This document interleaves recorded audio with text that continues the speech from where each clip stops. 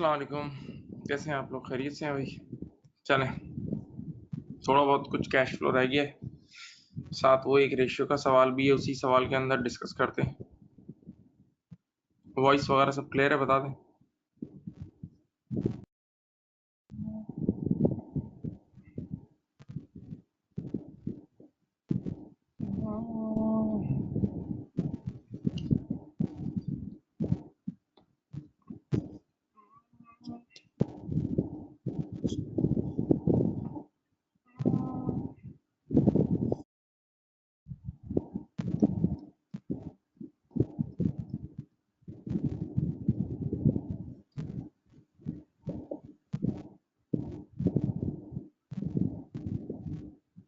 आप लोगों को मैंने क्वेश्चन भेजा है बिगवुड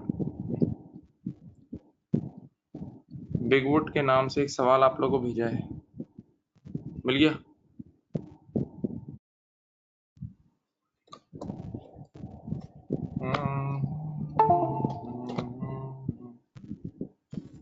चलें, सबसे पहले सवाल में आपको दो काम करने। इस सवाल में आपने एक कैश फ्लो बनानी है जो कि बहुत आसान, बड़ी मजेदार कैश फ्लो इसकी। और दूसरा काम आपने करना है, इस पे रेशियोज की कमेंट्री करनी है। सही है? ओके। ये लिखा है 15,600।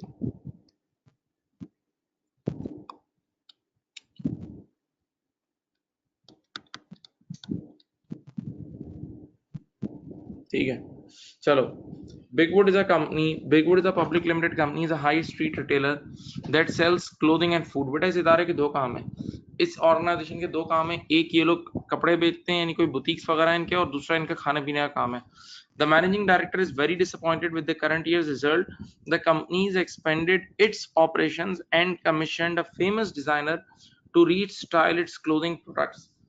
This has led to increased sale in both retail lines, yet overall profits are down। बेटा, इनकी सेल्स तो बढ़ गई है, लेकिन प्रॉफिट्स गिर गए हैं। सही है? अब ये आपके पास एक 30 सितंबर X3 और ये 30 सितंबर X4, 2 सालों की इनकम स्टेटमेंट भी गिवन है, 2 सालों की छोटी सी एक चेंजेस इन इक्विटी सोशी भी गिवन है, 2 सालों की, ये देखो, और 2 सालों की एसओएफई भी गिवन है। ठीक है, ओके। नाउ ये देख लें 2 सालों की। आपको क्वेश्चन मोबाइल पे भी भेज दिया गया है, आपके मोबाइल पे क्वेश्चन भेज दिया गया है। ओके,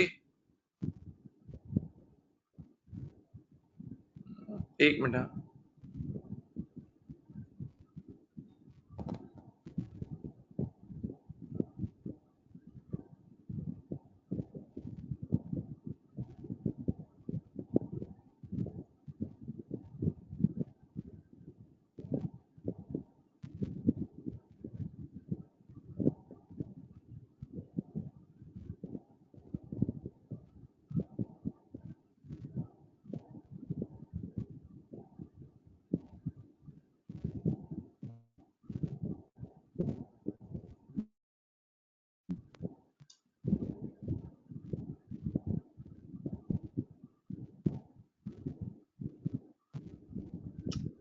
चलो, अब इसका नोट नंबर 1 असल काम का है।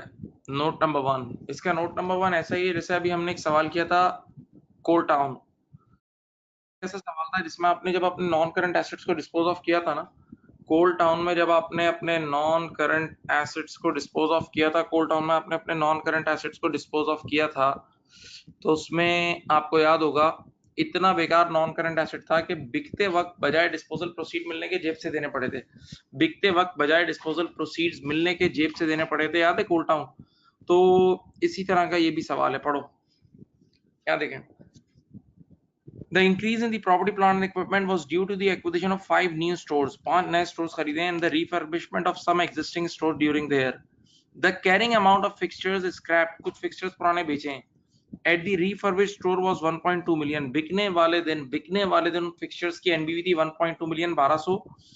They had originally cost 3000, original cost उसकी क्या थी? 3000। ठीक है, अब पढ़ें। बिगवुड रिसीव्ड नो स्क्रैप प्रोसीड्स। यार, जब बेचा तो 1 रुपया भी जेब में नहीं आया, जब बेचा तो 1 रुपया भी जेब में नहीं आया from the fixture, but did incur cost of 50,000 to remove them. बेटा, उल्टा जेब से पैसे लग गए, जरा इसको देख के सोचो, फिर बताता हूं। देख के सोचो, सोचो, बताता हूँ। चलो आ जाओ।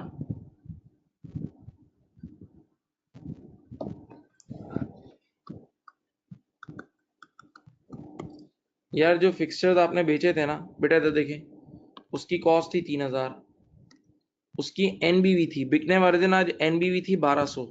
रिपीट कर रहा हूँ, जो फिक्सचर्स हमने बेचे थे, जो नॉन करंट एसेट्स हमने बेचे थे, उसकी कॉस्ट थी 3000, उसकी आज बिकने वाले दिन एनबीवी थी 1200। तो कोई बता सकता है उनकी एक्यूमुलेटेड डेप्रिसिएशन क्या होगी? 1800। ओके। अब जब इनको बेचा ना, तो बेटा पहली बात यह है कि अगर ये एनबीयू 1200 थी और ये बिकते 700 रुपए के, बिकने वाले दिन एनबीयू 1200 थी, बिकते 700 के तो 500 का लॉस होता, बिकते 200 के तो 1000 का लॉस होता, बिकते जीरो के तो पूरे 1200 का लॉस होता। तो जीरो में तो बिके, जीरो में तो बिके, तो 1200 का तो एक लॉस हुआ। उल्टा जेब से 50 रुपए और देने पड़े, उल्टा जेब से 50 रुपए और देने पड़े, तो इसका मतलब बेटा 1250 का लॉस हुआ। इधर लिखा डिस्पोजल कॉस्ट, सब यहाँ देखें,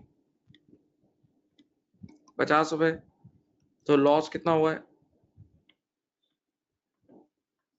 1250 का हुआ है। हाँ। अब बच्चों ने फौरन से बोला सर हमें याद है, जब भी कोई non current asset dispose of होता है, जब भी कोई non current asset dispose of होता है तो यादें मिटाने वाली अकाउंटिंग होती है, याद है? चलो, मैंने एक अकाउंट बनाया एनसीए कॉस्ट अकाउंट, और एक अकाउंट यहाँ बनाया अलाउंस फॉर डेप्रिसिएशन भी बोल दो या एक्यूमुलेटेड डेप्रिसिएशन बोल दो, ठीक है? चलो ऊपर जाके उसके बैलेंस उठाते हैं। मशीन कॉस्ट का ओपनिंग है 9,500 और 17,000, ये देखो 9,500 और 17, 3 और 5, 9,500 और 17, 3 और 5।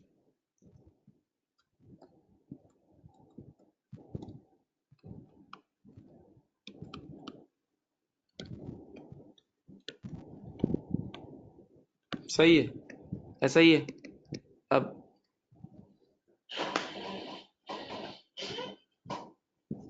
अब जरा सुने, आप जानते हैं जब भी हम कोई non current asset dispose of करते हैं, जब भी हम कोई non current asset dispose of करते हैं, तो उसकी ओरिजिनल कॉस्ट को कॉस्ट में से निकालते हैं बाहर, यादें डिलीट करते हैं, यादें मिटाने वाली अकाउंटिंग।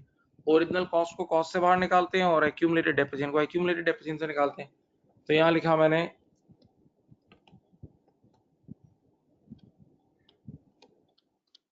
ठीक है, और ये देखें, इसकी आज तक की डेप्रिसिएशन यहाँ से बाहर निकाल दी, बस।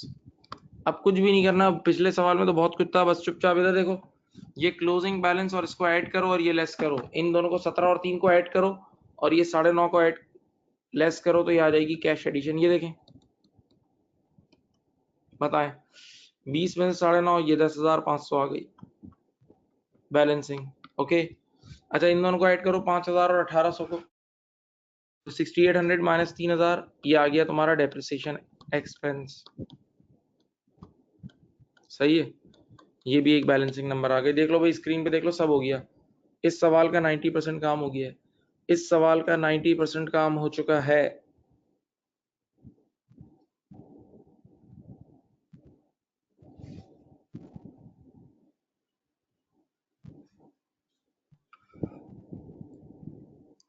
अब जरा गौर से देखें, इधर देखें, क्या क्या चीजें कहाँ कहाँ जाएंगी। ये कैश एडिशन आउटफ्लो हुआ है, इन्वेस्टिंग एक्टिविटीज से लेस हो जाएगा। डेप्रिसिएशन एक्सपेंस आपको पता है नॉन कैश एक्सपेंस है, ऑपरेटिंग एक्टिविटीज में ऐड हो जाएगा। ओके। नाउ बेटा, ये लॉस ऑन डिस्पोजल अकाउंटेंट ने ऑलरेडी पीबीटी में से लेस कर लिया होगा, लॉस ऑन डिस्पोजल अकाउंटेंट ने ऑलरेडी पीबीटी में से लेस कर लिया होगा, आप इसको ऐड कर देना ऑपरेटिंग एक्टिविटीज में। सही, ऑपरेटिंग एक्टिविटीज में से ऐड कर देना। ओके। अच्छा बेटा, ये डिस्पोजल कॉस्ट इस बार एक आउटफ्लो है, तो ये इन्वेस्टिंग एक्टिविटीज से लेस हो जाएगा, बस बस दैट्स इट।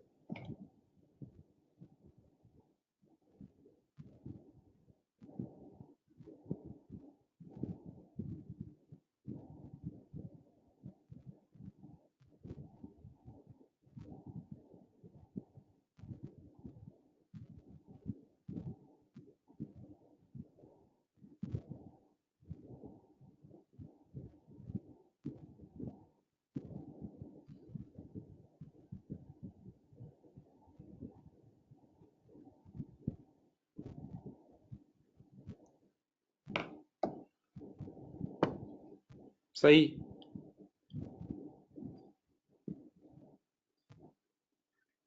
सही। अब बेटा आप लोग अपने व्हाट्सएप पे क्वेश्चन को आपको देखना होगा प्लीज, ये पहले बता रहा हूँ। अब देखें, इसके बाद एक अकाउंट बनाना है, बस टैक्स का अकाउंट हो गया सवाल। टैक्स का अकाउंट बनाना है, ओपनिंग टैक्स, क्लोजिंग टैक्स, ये expense for the year, answer आ जाएगा। चलो जाओ निकालते हैं। ओपनिंग टैक्स लायबिलिटी कितनी है? ओपनिंग टैक्स लायबिलिटी है, अल्लाह खुश रखे, 450 और क्लोजिंग है 220। ओपनिंग 450 है, क्लोजिंग 220 है। और tax expense for the year है 250, ये रहा। Tax expense for the year है 250,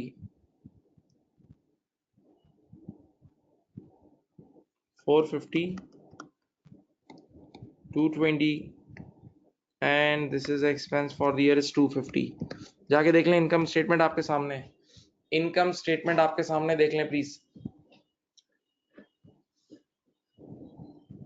बताओ, इन दोनों को ऐड करके लेस कर दो।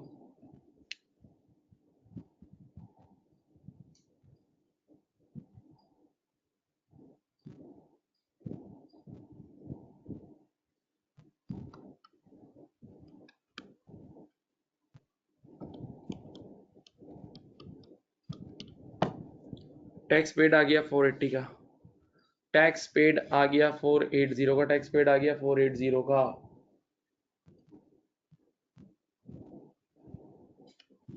सही, हाँ पक्का बेटा, टैक्स पेड आ गया 480 का, ये देख लो।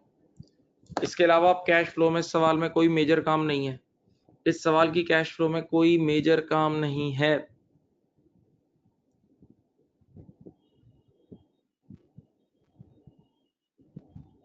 बोलो।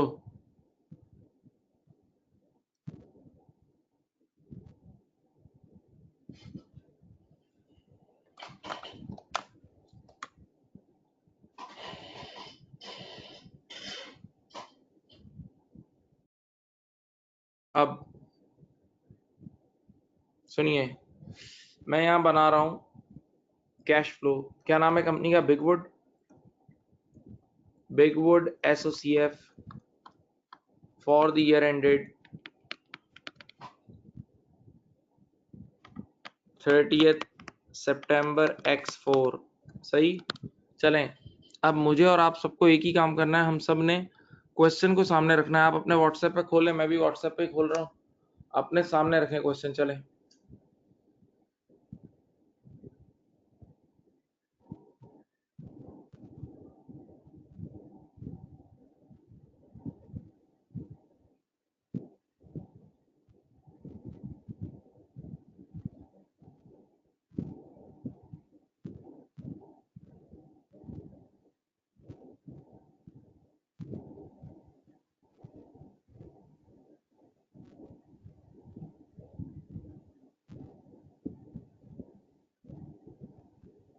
चलो स्टार्ट करते हैं बेटा।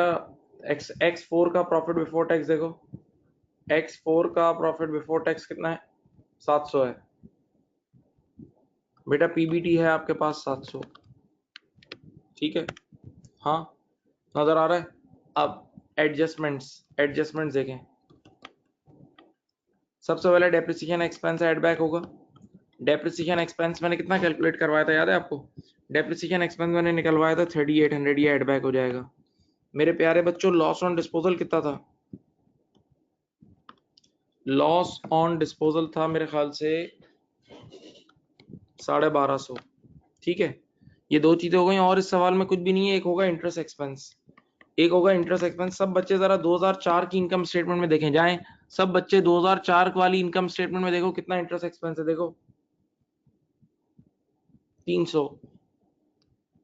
सही, बस ये तीन चीजें हो गई, ये तीन चीजें हो गई। अब वही चीजें, इन्वेंट्री, रिसीवेबल और पेबल, इन्वेंट्री, रिसीवेबल और payable.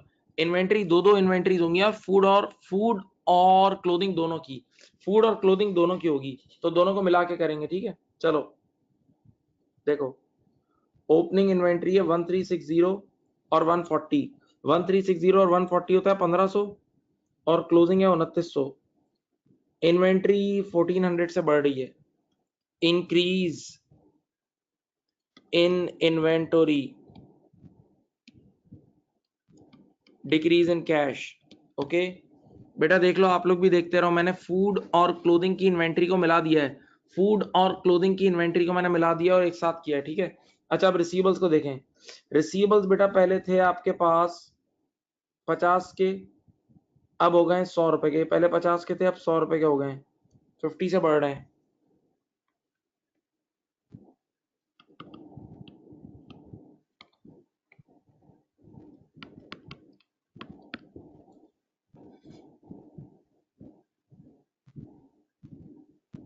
Increase in receivables, decrease in cash, सही है। अब पेबल्स देखें बेटा, ट्रेड पेबल्स देखें, 2150 और 3100, मेरे ख्याल से 950 से बढ़ रहे हैं, 950 से बढ़ रहे हैं, देख लें ट्रेड पेबल 950 से बढ़ रहे हैं, इसका डायरेक्ट होता है।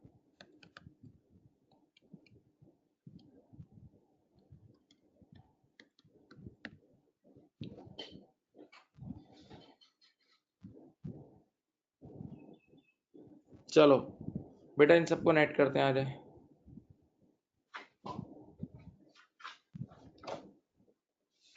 इन सबको नेट करो,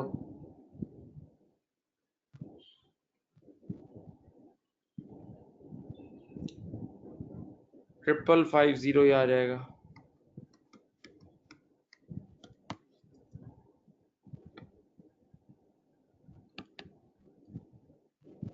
फ्रॉम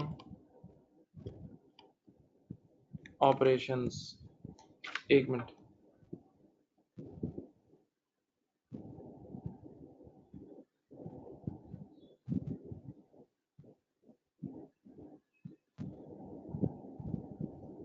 ये आएगा 4850, सही है। इन सब का सम आएगा 4850 और नीचे कैश जनरेटेड फ्रॉम ऑपरेशन आ जाएगा कितना, 5550। देख लो यही है, एक बार देख लेना। अब मेरा इस सवाल में दावा है कि जितना इंटरेस्ट एक्सपेंस है उतना ही इंटरेस्ट पेड होगा, जितना इंटरेस्ट एक्सपेंस है उतना ही इंटरेस्ट पेड होगा, जितना इंटरेस्ट एक्सपेंस है उतना ही इंटरेस्ट क्या होगा, पेड होगा।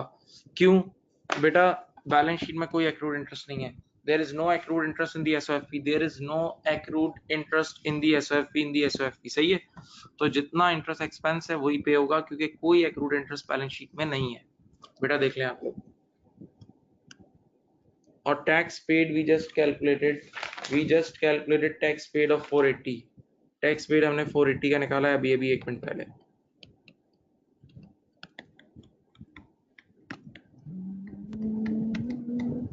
ये आ गया आपके पास cash, net cash flow from operating activities, net cash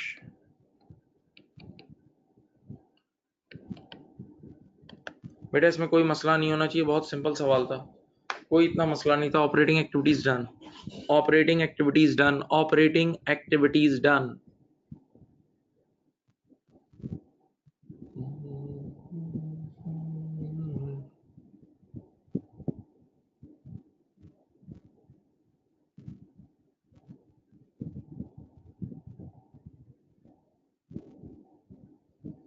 सही। अब नेक्स्ट एक्टिविटी कौन सी है, ये सीएफ होती है, मैंने ये लिखा नहीं है, ये कैश फ्लो फ्रॉम ऑपरेटिंग थी। अब अगली होगी cash flow from investing, CFI. CFI बेटा इस बार आपने प्रॉपर्टी प्लांट एंड इक्विपमेंट खरीदे थे, जाके ऊपर अकाउंट में अभी अभी अकाउंट बनाया था 10,500 के, प्रॉपर्टी प्लांट एंड इक्विपमेंट आपने खरीदे थे 10,500 के, याद है।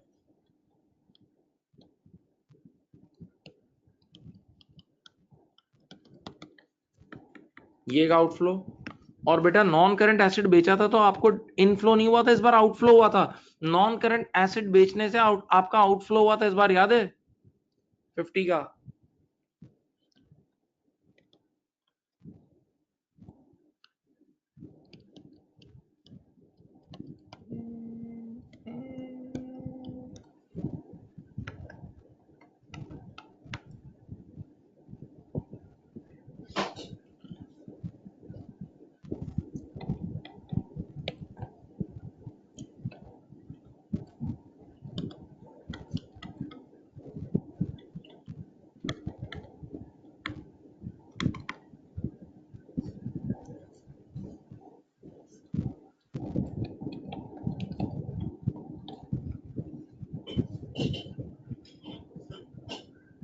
CFF cash flow from financing activities, cash flow from financing activities. आइए बेटा हम लोग बैलेंस शीट से निकाल लेते हैं अभी आराम से। कल आप लोगों को लास्ट क्लास में सिखाया था ना शॉर्टकट, याद है? शेयर इशू देखें कितना हुआ है, सब देखें यहाँ बैलेंस शीट पे आए, ये देखो, ये देखो शेयर कैपिटल कितने से बढ़ रहा है, ये देखो शेयर कैपिटल 2000 से बढ़ रहा है और शेयर प्रीमियम बढ़ रहा है 1000 से। ये देखो मैंने आपको लास्ट टाइम बताया था कि अगर कुछ भी क्वेश्चन में ना लिखा हुआ हो तो बस शेयर कैपिटल और शेयर प्रीमियम में जितना सा इंक्रीज आ रहा है ना वो सब शेयर इशू होता है। याद करो लास्ट क्लास में F3 में भी ऐसे ही पढ़ते थे, F3 में भी ऐसे ही पढ़ा है तुम लोगों ने, और लास्ट क्लास में ही मैंने पढ़ाया था वो वाला सवाल, मिनिस्टर का सवाल कराते वक्त आप लोगों को ये बताया था कि शेयर कैपिटल और शेयर प्रीमियम में जो इंक्रीमेंट आ रहा है, इंक्रीमेंट वही शेयर इशू का अमाउंट है। तो ये 2000 से शेयर कैपिटल बढ़ रहा है और शेयर प्रीमियम 1000 से बढ़ रहा है, तो 2 + 1 = 3000, 2 + 1 = 3000। अच्छा इधर ही देख लो लोन नोट में चेंजेस आ रही है, देखें लोन नोट पहले 1000 रुपए के थे अब 3000 के हो गए, ये देखें लोन नोट पहले 1000 के थे अब 3000 के हो गए थे, ये 2000 से बढ़ रहे हैं, लोन नोट 2000 से बढ़ रहे हैं। तो शेयर इशू 3000 का हुआ है और लोन लिया है 2000 का। बेटा रुक रहा हूं, देख लो अच्छी तरह, शेयर इशू 3000 का हुआ है, शेयर इशू से जो पैसा आया होगा वो 3000 है, और लोन नोट्स मेरे प्यारे बच्चों, लोन नोट्स में जो इंक्रीमेंट आया है वो 2000 का है। अच्छा ये भी आप देख सकते हैं ऑर्डिनरी डिविडेंड पेड है 600 के, ऑर्डिनरी डिविडेंड पेड है 600 के।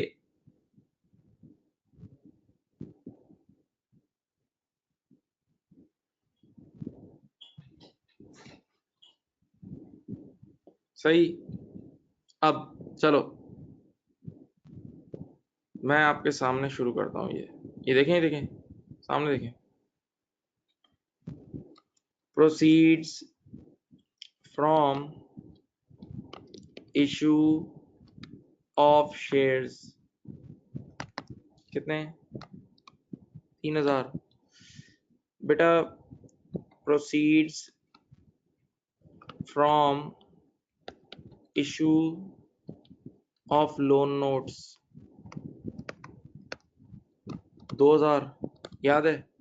और ऑर्डिनरी डिविडेंड पेड ऊपर जाके क्वेश्चन गिवन है, देख लो ऑर्डिनरी डिविडेंड्स पेड हैं 600 के। चलो तीनों को नेट करो, ये हो जाएगा 5000 में से 600 लेस करा 4400, 4400 आया। इधर लिख देंगे net cash flow from financing activities, net cash flow from financing activities. अब देखें यहाँ आपके पास 1380 नेगेटिव आया, तीनों एक्टिविटीज को नेट करो, तीनों एक्टिविटीज को नेट करो बेटा, ऑपरेटिंग इन्वेस्टिंग और फाइनेंसिंग, ये रहे तीनों आंसर्स को अगर आप नेट करो 4770 + 10550 नेगेटिव और 4400 पॉजिटिव, तीनों एक्टिविटीज को अगर आप नेट करोगे तो आपका आंसर आएगा 1380 नेगेटिव। देख लेना आपका आंसर आएगा 1380 नेगेटिव। क्या लिखेंगे देखें आप, यहाँ लिखेंगे net decrease, net decrease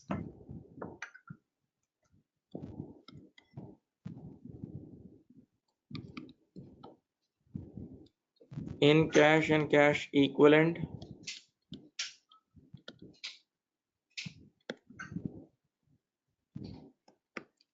for the year ended 30th September X4। देखते हैं बेटा लग रहा है आंसर सही आया, 1380 नेगेटिव आ रहा है। क्वेश्चन में जाएं सब बच्चे, क्वेश्चन में जाएं, मैं भी जा रहा हूं, सब बच्चे क्वेश्चन में जाएं प्लीज। क्वेश्चन में जाके देखो ईयर के स्टार्टिंग में, ईयर के स्टार्टिंग में आपके पास पॉजिटिव बैंक बैलेंस होगा, ईयर के स्टार्टिंग में पॉजिटिव बैंक बैलेंस होगा 450 का।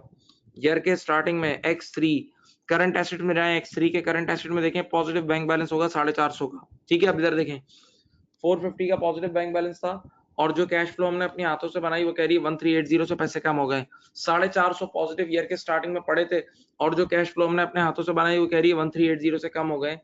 तो बेटा आपके पास ईयर एंड पे 930 नेगेटिव होगा, ईयर एंड पे 930 नेगेटिव यानी ईयर एंड पे 930, ईयर एंड पर 930 नेगेटिव यानी 930 का ओवरड्रॉन होगा। चेक करो कि क्या ईयर एंड पर 930 का ओवरड्राफ्ट है, 930 का ओवरड्राफ्ट है, चेक कर लो, ऐसा ही होगा, ऐसा ही होगा, देख लें ईयर एंड पर आपके पास 930 का ओवरड्रॉन होगा, है बिल्कुल है।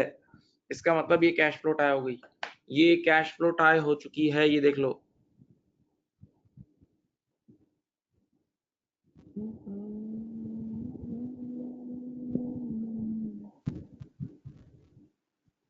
बेटा आपके सामने कैश फ्लो बन चुकी है।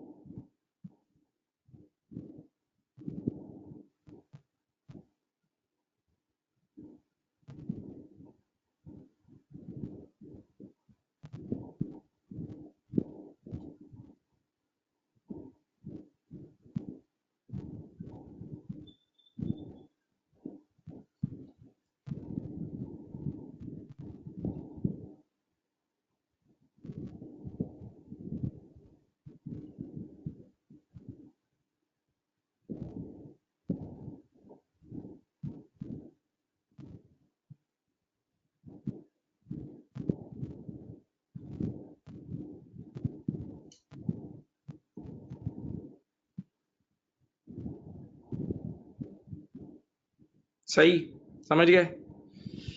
हाँ जी, बात समझ में आ गई। एक मैसेज करें। अब ये सवाल असल शुरू होगा। अभी तक तो ये सवाल तफरी हो रही थी। असल अब यहाँ से शुरू होगा। इस सवाल में असल इसकी कमेंट्री है, असल इसकी डिस्कशन है।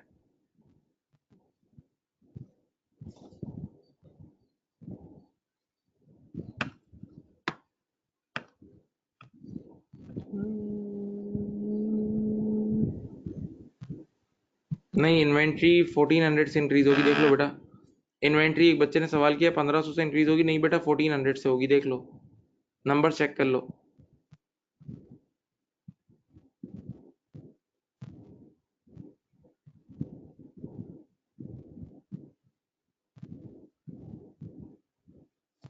हाँ भाई,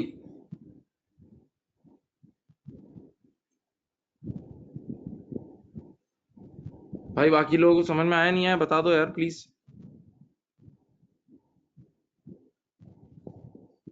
अब बेटा एक काम ये करना है, इस सवाल का सबसे बड़ा इवेंट क्या था बताऊं? इस सवाल का सबसे बड़ा इवेंट क्या था? आपने इस सवाल में एक बहुत बड़ी इन्वेस्टमेंट हुई थी, जरा सुने। इस सवाल में 10,500 की इन्वेस्टमेंट हुई है, देख लो, ये देखो, ये देखो कैश फ्लो में, देख लो कैश फ्लो में, देखो 10,500 के नॉन करंट एसेट, यानी कंपनी ने एक्सपेंशन की है, कंपनी ने अपने आप को एक्सपेंड किया है। तो अब देखते हैं कि क्या रिटर्न्स भी उसी तरह आए। तो आप जरा, सवाल आपके पास है, सवाल के सेकंड पेज पे देखो फ्लोर एरिया गिवन है।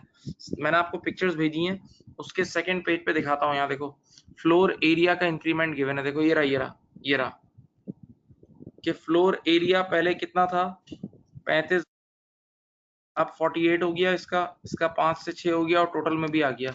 अब इनके इंक्रीमेंट निकालने के कितने परसेंट चेंज हुआ है, सही है।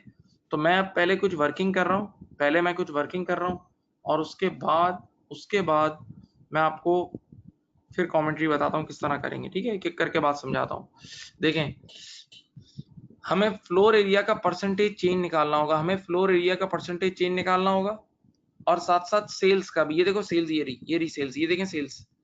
सेल्स पहले आपके पास थी, ये देखो ऊपर, क्लोथिंग की पहले सेल्स थी 15,600, सही है, और अब हो गई 16,000, ये देखें यहाँ से यहाँ तक का चेंज। और फूड की पहले 4,000 की सेल थी, अब वो हो गई है 7,000 की। फूड की पहले 4,000 थी, अब वो 7,000 हो गई है, ठीक है, ओके। तो ये सारे चेंजेस हमें लिखने होंगे, सारे चेंजेस हमें लिखने होंगे। चलो मैं स्टार्ट करता हूँ, और आप लोगों को पहले पहले डाटा बना के देता हूँ, फिर हम आहिस्ता आहिस्ता आगे बढ़ेंगे। चलो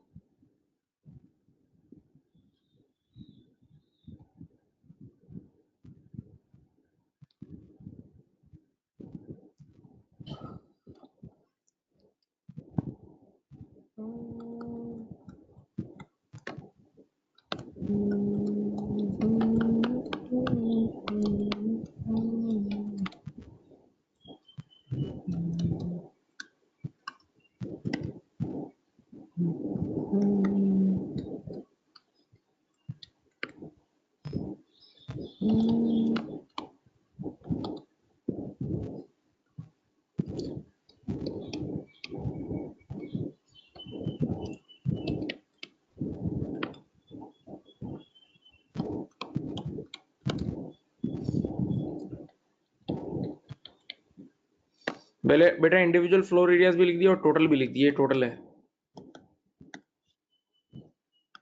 अब देखें, इधर देखें, अगर आपको कभी परसेंटेज चेंज जिंदगी में निकाला है, F5 में निकालना सिखाया जाता है, वैसे तो बच्चों को आना चाहिए। बेटा 35,000 को नीचे रखो, 35,000 जो लास्ट ईयर का क्लोजिंग का एरिया था वो नीचे रखो, और ऊपर रखो चेंज कितना है 13,000। नीचे डिनोमिनेटर में रखो 35,000, ऊपर रखो 13,000 इंटू 100 करो, ये आ जाएगा 37%, यानी ये इंक्रीज हुआ है 37% से। बेटा क्लोथिंग का फ्लोर एरिया 37% से इंक्रीज हुआ है, 37% से इंक्रीज हुआ है, ठीक है। अच्छा, उसके बाद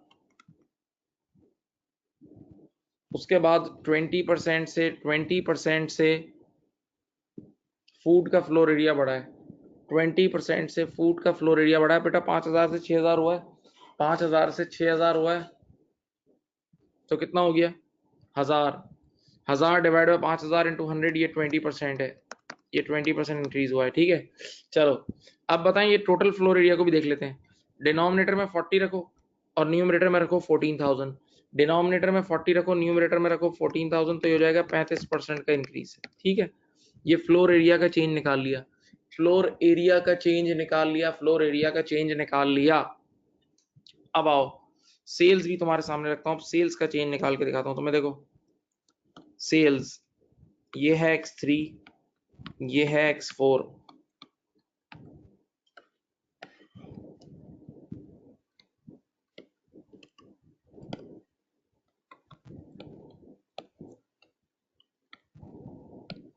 इसकी सेल्स कितनी थी 15,600, जाके एक बुक में अपने हैंडआउट में देख लो, अपने पिक्चर में देख लो जो भेजी है। फिर ये हो गई थी 16,000, ये 4,000 थी और ये 7,000,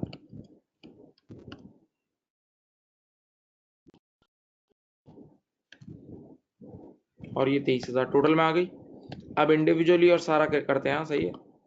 इंडिविजुअली इसकी सेल्स थी क्लोथिंग की पहले 15,600, इंडिविजुअल क्लोथिंग की सेल्स कितनी थी 15,600, और अब वो हो गई है 16,000, अब वो हो गई है 16,000, अब वो हो गई है 16,000, सही है।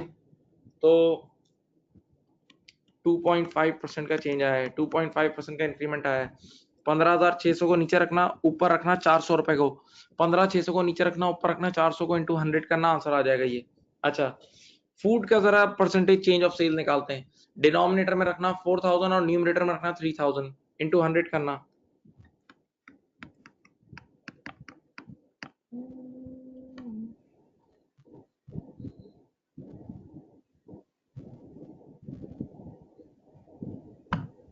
अब बताएं, ये आ जाएगा 17.34%। कर लो बेटा, 19,600 को नीचे रखो और 3,400 को ऊपर रखो, तो ये 17.34% आ जाएगा, 17.34% आ जाएगा। अब कमेंट्री लिखी हुई तो मैं तुम्हें बाद में दिखाऊंगा, कुछ कमेंट्री मैं आपको ऐसे ही समझाता हूँ। इस पूरे बोर्ड पे जो कुछ लिखा हुआ है उसको देखो, जो इस वक्त स्क्रीन पे लिखा हुआ है उससे आप बहुत अच्छी बातें कर सकते हो। देखो सुनो, देखें पहले मैं टोटल पे बात करता हूँ, टोटल पे यहाँ देखें यार, जरा कमेंट्री में जान लगानी पड़ेगी काइंडली यार, हम सबको, मुझे भी आपको भी यार। टोटल फ्लोर एरिया 40,000 से 54 हुआ, total floor area 40,000 square feet से 54 हुआ, यानी 35% चेंज आया। टोटल फ्लोर एरिया में ये देखो 35% चेंज आया, टोटल फ्लोर एरिया में 35% चेंज आया। लेकिन टोटल सेल्स, नीचे देखो टोटल सेल्स सिर्फ 17% बढ़ी, मजेदार नहीं है। टोटल फ्लोर एरिया में 35% चेंज आया, 35% हमने अपने आप को एक्सपेंड कर दिया, 35% हमने अपने आप को एक्सपेंड कर दिया। लेकिन टोटल सेल्स में सिर्फ 17.34% चेंज आया, टोटल सेल्स में सिर्फ और सिर्फ 17.34% चेंज आया, 17.34% चेंज आया। तो इसकी क्या वजह हो सकती है? दो वजह मैं आपको बता दूं। पहली वजह तो ये है कि हमने किसी नई जगहों पे बुटीक खोले, नई जगहों पे एक्सपेंशन की है, तो नई जगहों पे इतना जल्दी रिटर्न नहीं मिलता, और दूसरी वजह ये टाइमिंग्स ऑफ इन्वेस्टमेंट, दूसरी वजह ये हो सकती है टाइमिंग्स ऑफ इन्वेस्टमेंट। हो सकता है ये सारी दुकानें ये हमने साल के आखिरी महीने में खोली हो, मुमकिन है ये जो हमने नई इन्वेस्टमेंट की है साल के आखिरी महीने में की है, तो उसके वजह से इन्वेस्टमेंट तो हो गई, लेकिन अभी सेल्स एक ही महीने का इफेक्ट आया है, अगले साल से पूरे साल का इम्पैक्ट आएगा। बेटा आप लोगों को मैंने कमेंट्री जब पढ़ा रहा था रेशियोज की, तो ये लिखवाया था कि टाइमिंग्स ऑफ इन्वेस्टमेंट की वजह से भी सही रिटर्न नहीं आता। अगर आपने ईयर के एंड के करीब करीब इन्वेस्टमेंट की है। अगर आपने ईयर के एंड होने के करीब करीब इन्वेस्टमेंट की है तो आपको इस साल थोड़ी रिटर्न मिलेगा सर, असल रिटर्न तो अगले साल मिलेगा। तो बेटा ये जो आपका टोटल का मसला है ना, पहले टोटल पे बात की है कि टोटल फ्लोर एरिया 35% से बढ़ा है, टोटल फ्लोर एरिया 35% से बढ़ा है, और टोटल सेल सिर्फ और सिर्फ 17.34% से बढ़ी है। टोटल सेल सिर्फ और सिर्फ 17.34% से बढ़ी है। सही।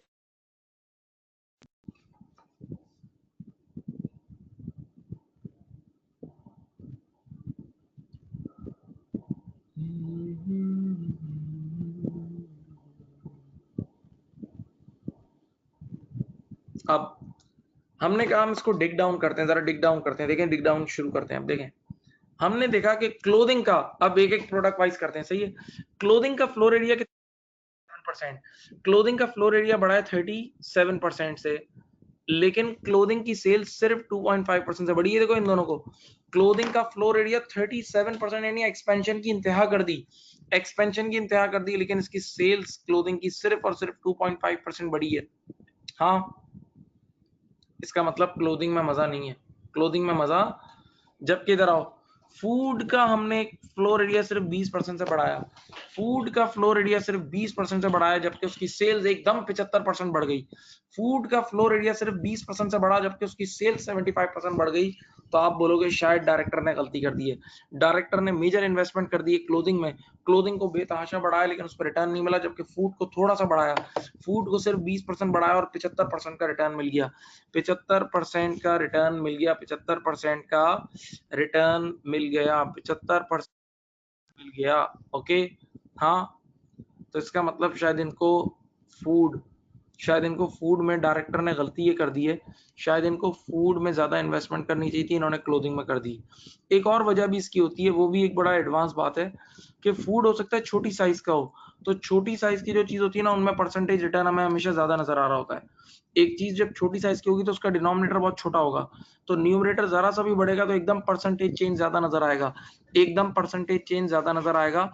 तो एक वजह ये भी हो सकती है कि फूड की साइज छोटी है, तो हम इस वजह से इसका रिटर्न ज्यादा नजर आ रहा है। वरना एक और बात आप ये बोलोगे, सुनना, कि डायरेक्टर्स ने शायद गलती कर दी है, उनको क्लोथिंग में इन्वेस्टमेंट कम करनी चाहिए थी और फूड में ज्यादा करनी चाहिए थी, में ज्यादा कर दी और फूड में कम कर दी। सही, ये आपके सामने देख लो, मैं चुप हूं, इसको जरा देख के सोचो।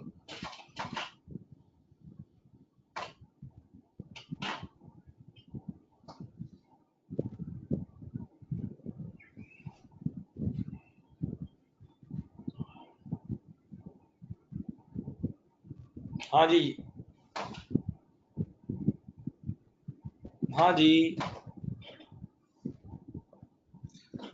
अब एक और रेशियो मैं आपको निकाल के देता हूँ, उसको बोलते हैं operating expenses as a percentage of sales. Operating expenses as a percentage of sales समझाता हूँ।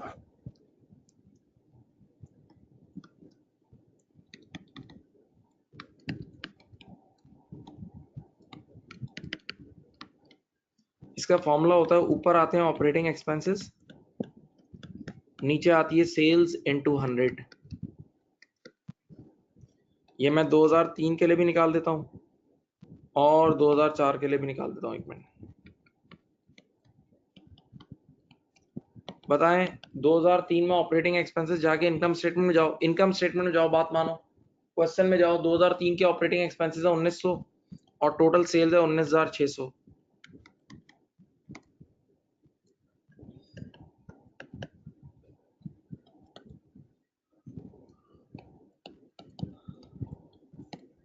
दो हजार चार के ऑपरेटिंग एक्सपेंसेस कितने, 2750 और सेल्स है 23,000 की, इनटू 100।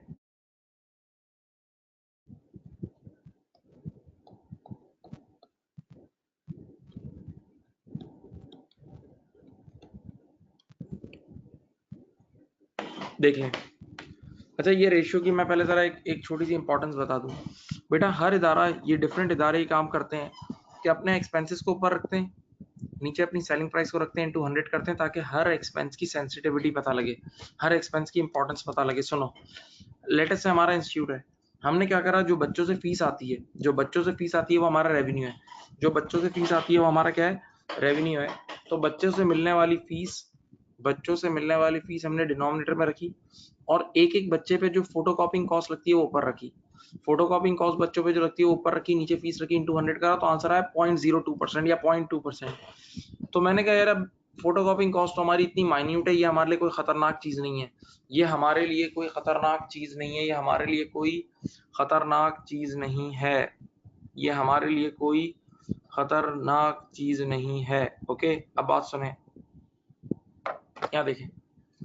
फिर मैंने क्या करा, हमारा जो इलेक्ट्रिसिटी का बिल आता है, हमारा जो इलेक्ट्रिसिटी का बिल आता है वो हमारा एक एक्सपेंस है, तो पर बच्चे पे जो बिल आता है वो ऊपर रखा और नीचे डिनोमिनेटर में डिवाइड करा पर बच्चे की फीस इंटू 100 किया, तो आंसर आया 10%। आंसर आया 10%, यानी इलेक्ट्रिसिटी बिल बच्चे की फीस का 10% होता है, यानी बहुत मेजर है। तो मैं अपने एम्प्लॉयज को बोलूंगा कि यार अब इस इलेक्ट्रिसिटी पे नजर रखो, इलेक्ट्रिसिटी पे नजर रखो, क्योंकि अगर ये इलेक्ट्रिसिटी मूव हुई, क्योंकि ये इलेक्ट्रिसिटी मूव हुई, इलेक्ट्रिसिटी मूव हुई तो उसका इफेक्ट और से सुने, इलेक्ट्रिसिटी मूव हुई तो उसकी वजह से हमारे इदारे पे बहुत मेजर इम्पैक्ट आएगा। तो ये बेटा हर इदारे का ये नॉर्मल रूल होता है कि वो एक्सपेंसेस और सेल्स का रेशियो निकालते हैं, expenses as a percentage of sales निकालते हैं। तो देखें 2003 में इनका operating expenses as a percentage of sales कितनी है, 9.6%, और अब कितना है 11.95%, अब है 11.95%, अब है 11.95%।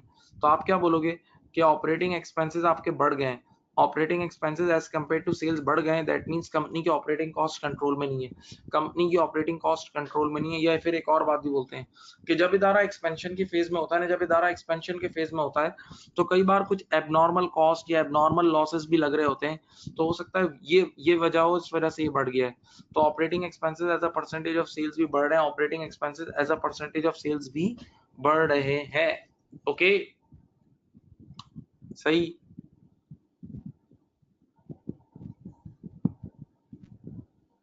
अब चलें, अब आप लोगों ने क्या करना है, पहले मेरी बात मान लें। मैंने कुछ कमेंट्री तो आपको यहाँ ओरल बता दी है, कुछ मैं आपको और बताऊंगा। आप सिर्फ क्वेश्चन का सेकंड पेज अपने सामने रखें, जो व्हाट्सएप पे सवाल भेजा है पेज अपने सामने रखें, तो मैं आपको आहिस्ता आहिस्ता करके समझा दूंगा, आहिस्ता आहिस्ता करके समझा दूंगा पक्का। सेकंड पेज पे रेडीमेड रेशियोज कंप्यूटेड गिवन है, सेकंड पेज पर रेडीमेड रेशियोज कंप्यूटेड गिवन है, रेडीमेड रेशियोज कैलकुलेटेड गिवन है, रेडीमेड रेशियोज कैलकुलेटेड गिवन है।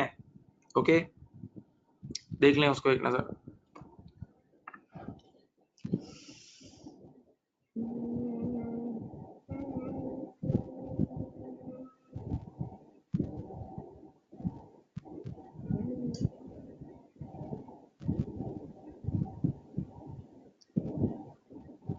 चलो ये देखो, ये देखें सामने, देखें आराम से,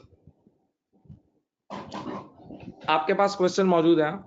मैंने कुछ पॉइंटर्स की फॉर्म में लिखा हुआ है, floor area increase but no proportionate return, that means आपने देखा था कि आपका फ्लोर एरिया टोटल कितना से बढ़ा था, आपका टोटल फ्लोर एरिया कितने से बढ़ा था, याद है 37% समथिंग से बढ़ा था, 35% बढ़ा था, जबकि आपकी टोटल सेल्स सिर्फ कितनी से बढ़ी थी, आपकी टोटल सेल्स बढ़ी थी 17% से, अभी कराया है।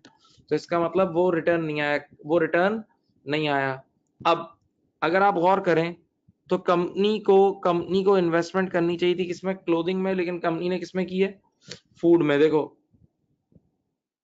Company should invested more in food compared to clothing, सही है, राइट। मैं यहां लिख भी देता हूं, चलो, on detailed investigation we can see that clothing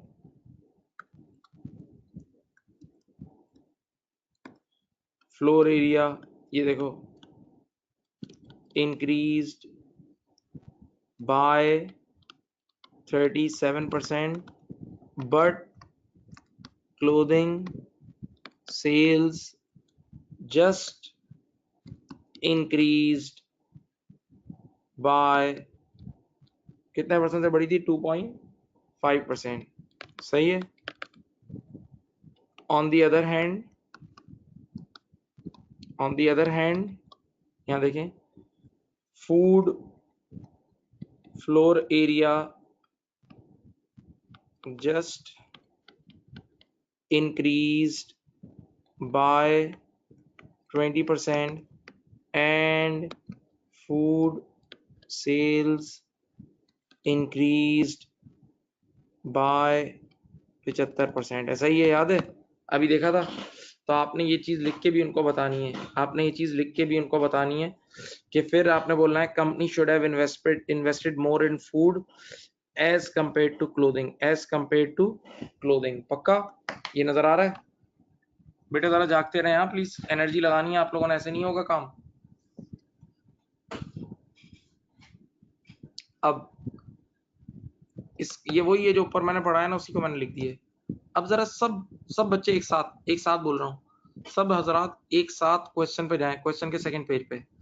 जरा पहले क्लोथिंग की बात करते हैं। आप देखें क्लोथिंग का जीपी मार्जिन में क्या हुआ, देखो चेक करो। क्लोथिंग का जीपी मार्जिन 18 से 9 हो गया, 18.6 से 9.4% हो रहा है। देख लो क्लोथिंग का जीपी मार्जिन 18.6 से 9.4% हो रहा है, 18.6 से 9.4% हो रहा है। तो बेटा एक उसूल की बात बताता हूँ, सुनो। सबने ये बेसिक पढ़ी हुई है, पिछले दिनों पढ़ाई है रेशियोज में, कि जब क्लोथिंग का मार्जिन गिरा इसका मतलब उसकी सेलिंग प्राइस गिरी। क्लोथिंग का मार्जिन गिरा इसका मतलब उसकी सेलिंग प्राइस गिरी। तो जब किसी चीज की सेलिंग प्राइस गिरती है तो according to law of demand वो चीजें बहुत तेजी से बिकती है ना। फिर बोल रहा हूँ, देखो क्लोथिंग का मार्जिन गिरा इसका मतलब उनकी सेलिंग प्राइसेस गिरी, और जब किसी चीज की सेलिंग प्राइस गिरती है तो वो चीज बहुत स्पीड से बिकती है, वो चीज बहुत स्पीड से बिकती है। पक्का? तो जल्दी जल्दी बिकनी चाहिए थी ना, तो इन्वेंट्री डेज कम हो जाना चाहिए था, इन्वेंट्री डेज कम हो जाना चाहिए। जरा देखें क्लोथिंग का इन्वेंट्री डेज, आंखें खुली रह जाएंगी। क्लोथिंग का इन्वेंट्री डेज उल्टा बढ़ गया, क्लोथिंग का इन्वेंट्री डेज उल्टा 39 डेज से 68 डेज हो गया। क्लोथिंग का इन्वेंटरी डेज उल्टा 39 डेज से 68 डेज हो गया। यानी एक बात सोचो, क्लोथिंग के मार्जिन गिरे यानी उसकी प्राइसेस हमने गिराई, तो प्राइसेस गिरा के उसूलन according to law of demand माल बिक जाना चाहिए था, लेकिन माल नहीं बिका, माल और लेट बिक रहा है, इन्वेंट्री डेज और बढ़ गए। इसकी वजह बताऊं क्या है? इसकी वजह ये हो सकती है कि इनके पास आउट ऑफ फैशन, इनके बुटीक्स में आउट ऑफ फैशन गुड्स पड़ी हैं, इनके बुटीक में आउट ऑफ फैशन गुड्स पड़ी हैं, आउट ऑफ फैशन गुड्स पड़ी हैं। तो हम इसको एडवाइस देंगे कि भाई आप फर्दर प्राइसेस डिक्रीज करो, फर्दर प्राइसेस डिक्रीज करो और आउट ऑफ फैशन चीज को किसी तरह निकाल दो। क्योंकि एक बार अगर आप सब जानते हैं फैशन कंप्लीटली चली गई, एक बार अगर फैशन कंप्लीटली चली गई फिर उन कपड़ों से गाड़ियां साफ होंगी और कुछ नहीं हो सकता, साफ बात है। और क्या करोगे बेटा, अब एक बार फैशन चली जाती कोई नहीं खरीदता। तो देखें क्लोथिंग पे अजाब आया हुआ है कि क्लोथिंग का मार्जिन गिरा, मार्जिन गिरने का मतलब प्राइस गिरी, तो प्राइस गिरने की वजह से माल तेजी से बिकना चाहिए था, उल्टा स्लो बिक रहा है, उल्टा स्लो बिक रहा है। सही है? इसका मतलब क्लोथिंग में there is some big problem और you have out of fashion और obsolete products in your boutiques. सही? ये देखो यहाँ लिखा हुआ है, पढ़ो। Clothing margin decreases means selling prices decreases but still inventory holding period of clothing increases। तो ये एक नेगेटिव साइन है। जबकि आओ फूड को देखो जरा, फूड के मार्जिन क्या हुए? फूड के मार्जिन 25 से 32 हो गए, फूड का मार्जिन 25 से हो गया 32, फूड का मार्जिन हो गया 25 से 32। तो फूड का जब मार्जिन बढ़ा, फूड का जब मार्जिन बढ़ा तो उसकी सेलिंग प्राइस बढ़ी, फूड का मार्जिन बढ़ा तो उसकी सेलिंग प्राइस बढ़ी। और जब सेलिंग प्राइस बढ़ती है तो नॉर्मली प्रोडक्ट कम बिकती है ना। जब सेलिंग प्राइस बढ़ती है, फूड का मार्जिन बढ़ा, उसकी सेलिंग प्राइस बढ़ी, तो इसका मतलब अब प्रोडक्ट स्लो बिकनी चाहिए थी according to law of demand. जरा फूड का इन्वेंटरी डेज देखें, हैरान हो जाएंगे। फूड का इन्वेंटरी डेज देखें, हैरान हो जाएंगे। जाएं, उल्टा कम हो गया, 17 डेज से 15 डेज हो गया। बेटा सेकंड पिक्चर में देखें, 17 डेज से 15 डेज हो गया फूड का इन्वेंटरी डेज 17 डेज से कितना हो गया? 15 डेज हो गया। तो ये तो अजीब बात है यार, फूड की हमने प्राइस बढ़ाई तो महंगा किया, भाई फूड का मार्जिन बढ़ा इसका मतलब उसकी प्राइस बढ़ी, तो प्राइस बढ़ने से वो महंगा हो जाना चाहिए, तो महंगा होने के बाद तो चीज स्लो बिकती है ना, और तेजी से बिक रही है। तो आप बोलोगे शायद, एक मिनट एक बात बोलने दें, शायद हमारे पास कोई स्पेशल फूड का टेस्ट है या स्पेशल फूड का एज है जिस वजह से प्राइस बढ़ाने की वजह से भी हमारी सेल्स नहीं गिर रही और तेज बिक रही है। जैसे मैं एक मिसाल देता हूँ, यानी कुछ रेस्टोरेंट्स में से एक नैंडोज एक ऐसी चीज है जिसका एक टेस्ट डिफरेंट है, एक सेपरेट, एक अलग टेस्ट है उसका, और एक अलग उसका फैन क्लब है। तो वो मेरे ख्याल से उसका कोई इतना कंपटीशन नहीं है नॉर्मल कंपैरिजन में। सही है। रोजे में मैं ऐसी बातें कर रहा हूँ, तुम लोग भी बोल रहे हो कि क्या कर रहे हो यार। सुने, पॉइंट ये है, तो बेटा इस तरह ये चीज पॉसिबल है। अच्छा, यहाँ पर एक और बड़ा अच्छा इल्मी बात बताता हूँ, देखें, बहुत गौर से सुनना है, बड़ा कारोबारी बात है।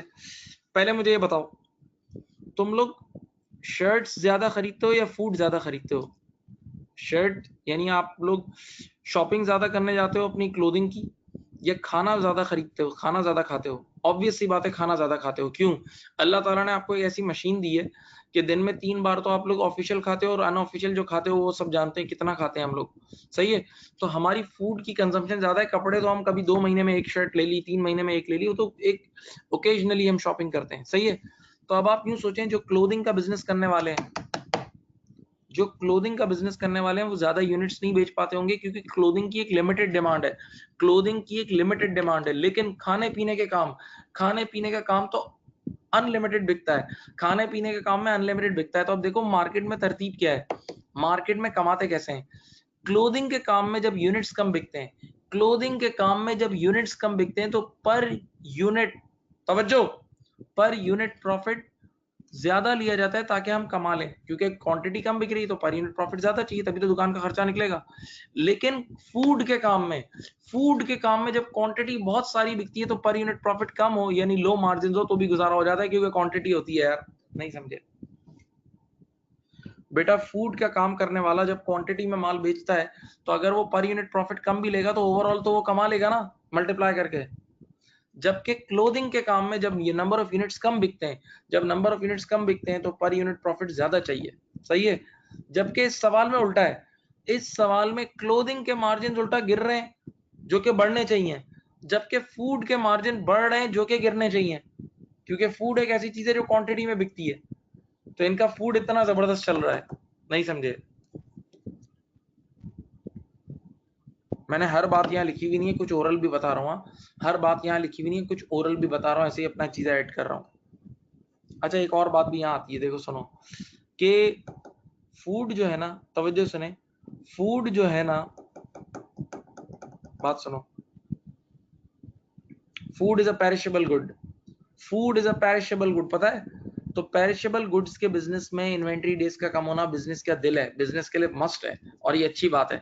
इनका इन्वेंट्री डेज 17 डेज से 15 डेज हुआ है, इनका इन्वेंटोरी डेज 15 डेज हुआ है, तो बहुत अच्छा है फूड का।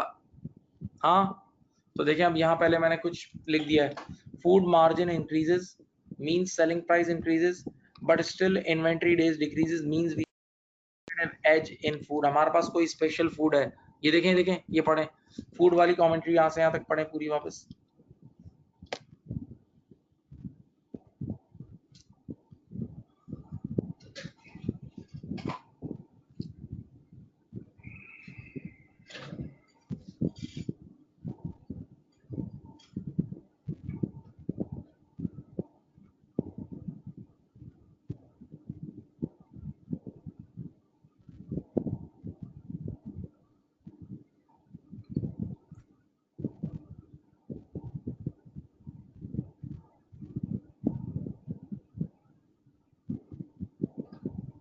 चलो मेरी बात सुनो, एक लाइन और मैं लिख देता हूँ।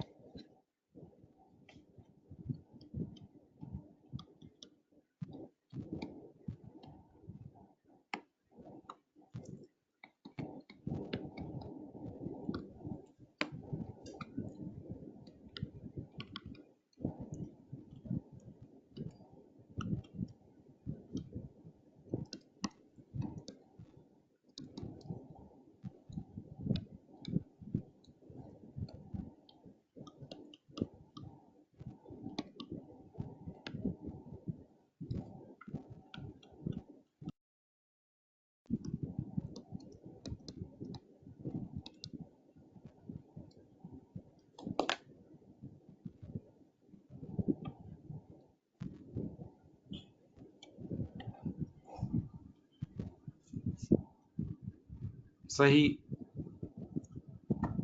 अब एक इस सवाल में ऐसी बेहतरीन चीज है बेटा, आप लोग सबने F5 पढ़ा हुआ है, उसमें एक चीज पढ़ाई जाती है ABC costing. ABC costing F5 में एक चीज पढ़ाई जाती है एबीसी कॉस्टिंग, मैं उस पर मिसाल दूंगा। देखें, आप लोगों ने अपनी लाइफ में एक एब्जॉर्प्शन कॉस्टिंग पढ़ी, एक एबीसी कॉस्टिंग। एब्जॉर्प्शन कॉस्टिंग इतना जालिम है, वो हर खर्चे को एक ही बेसिस पे डिवाइड करवा देता है। वो जितने भी, वो एक ओवरहेड एब्जॉर्प्शन रेट की बेसिस पे काम कर रहा होता है, जबकि एबीसी कहता है डिफरेंट कॉस्ट पूल बनाओ, कि जो खर्चा जितना जहां कंज्यूम हुआ है उसके हिसाब से, जिस चीज ने जिसको जितना कंज्यूम किया है, जिस चीज ने जिसको जितना कंज्यूम किया है उस हिसाब से होगा। तो डिफरेंट कॉस्ट पूल्स बनते थे एबीसी में, याद है? मशीन सेटअप का अलग बनता था, बाकी सब चीजों का अलग अलग बनता था। तो एबीसी ज्यादा बेहतर थी एज कंपेयर टू क्या, ये जो था ओवरहेड्स एब्जॉर्प्शन कॉस्टिंग। सही है। तो अब मैं यहाँ पर एक चीज आपको पूरी समझाता हूँ, आप लोग होश में रहना। बड़ी अच्छी कमेंट्री, बहुत जबरदस्त चीज है, क्वेश्चन में से ढूंढनी है। मैं क्वेश्चन आपके सामने पहले स्क्रीन पे ला रहा हूँ, ये रहा। देखो बेटा, आप एक चीज देखें कि ये कॉस्ट ऑफ सेल नजर आ रही है। कॉस्ट ऑफ सेल्स क्लोथिंग की बहुत ज्यादा है, देखो 12,700 और फिर 14,500 की कम है। देखें, क्लोथिंग की कॉस्ट ऑफ सेल बहुत ज्यादा है और फूड की कॉस्ट ऑफ सेल्स कम है, नजर आ रही है? क्लोथिंग की कॉस्ट ऑफ सेल ज्यादा है और फूड की कॉस्ट ऑफ सेल्स क्या है, कम है। अब जरा देखो, इधर आओ। उसकी वजह क्या है, वो ये लाइन है। ये जरा आखिरी लाइन आप लोग पढ़े, हैरान हो जाएंगे।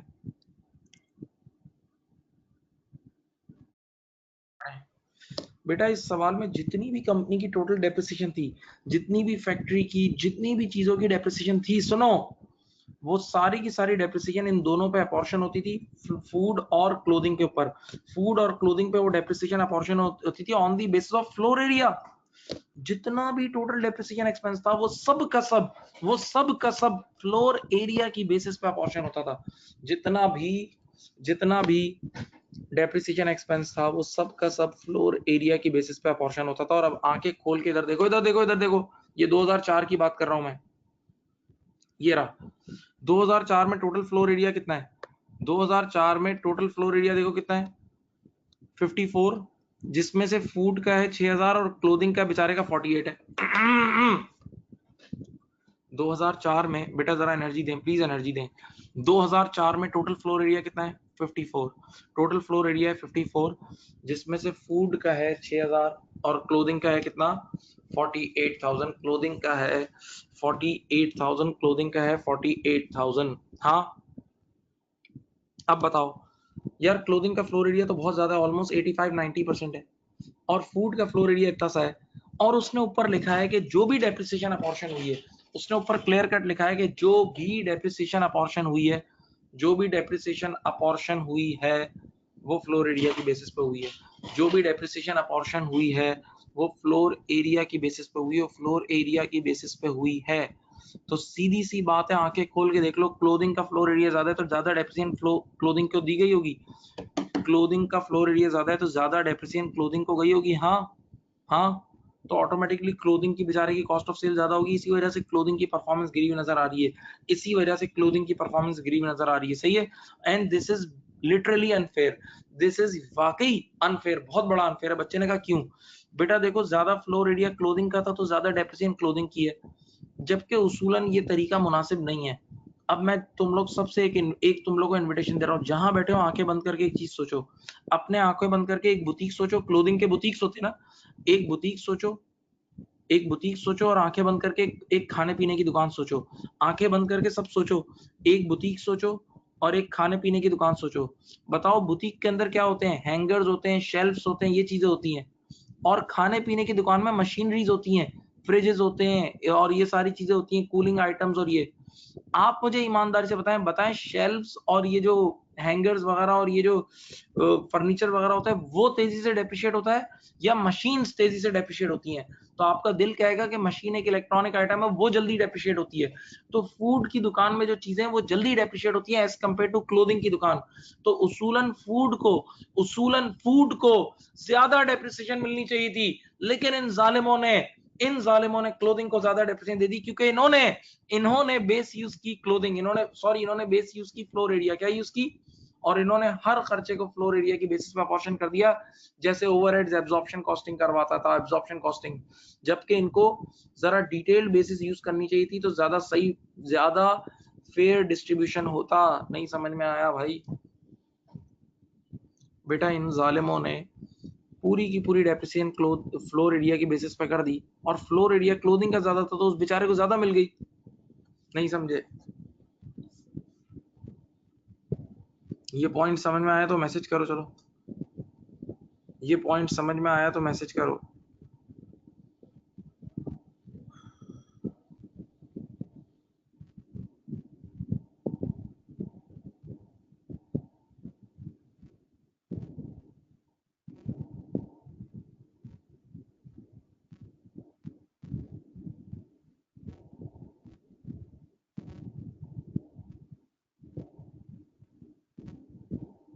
चलो, अल्लाह का शुक्र है। अब ये पॉइंट लिखा हुआ होगा,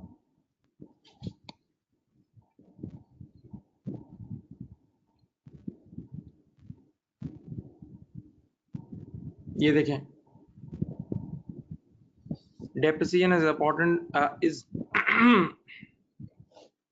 apportioned on the basis of floor area, which is unfair as food shops carry machines which are depreciated more than furniture of boutiques, right? Okay, now अब आप एक चीज चेक करें, return on capital employed check करें। Picture है आपके पास, आपको जो मैंने पिक्चर सेंड की है उसमें देखें रोस रिटर्न ऑन कैपिटल एम्प्लॉयड पहले था 33.3%, अब हो गया है 9.3%। रिटर्न ऑन कैपिटल एम्प्लॉयड पहले था 33.33%, अब हो गया है 9.3%, अब हो गया है 9.3%। ओके, सही, अब हो गया है 9.3%। सही। अब इसकी वजह क्या है, रिटर्न ऑन कैपिटल एम्प्लॉयड क्यों डिक्रीज हुआ है?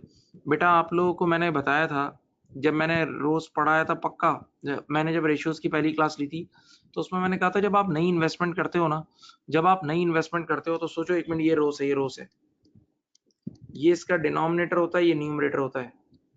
तो नई इन्वेस्टमेंट करने से रोज का डिनोमिनेटर तो एकदम बढ़ जाता है। नई इन्वेस्टमेंट करने से समझ लो रोज का डिनोमिनेटर एकदम बढ़ जाता है, समझ लो 50%। लेकिन नई इन्वेस्टमेंट एकदम कमा के नहीं देती, नई इन्वेस्टमेंट एकदम कमा के नहीं देती। तो लेटेस्ट से सिर्फ 10% बढ़ा, न्यूमरेटर सिर्फ 10% बढ़ा जबकि डिनोमिनेटर 50 से बढ़ गया, न्यूमरेटर 10 बढ़ा जबकि डिनोमिनेटर 50 बढ़ गया, तो इससे आपका रोज डिक्रीज हो जाता है। जिस साल, मेरे प्यारे बच्चों, आप लोगों ने पढ़ा हुआ है, जिस साल आप नई इन्वेस्टमेंट करते हो बेटा, उस साल आपका रोज डिक्रीज हो सकता है, यही वजह है। Number 2, timings of investment.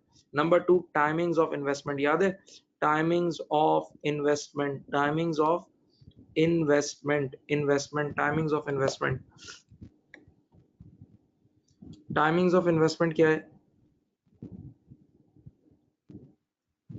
Timings of investment ये है कि अगर आपने साल के आखिरी महीने में दुकानें खोली होंगी, अगर आपने साल के आखिरी महीने में शॉप्स खोली हैं, तो आपका डिनोमिनेटर तो एकदम बढ़ गया क्योंकि ईयर एंड पर वो एसेट्स आपके होंगे।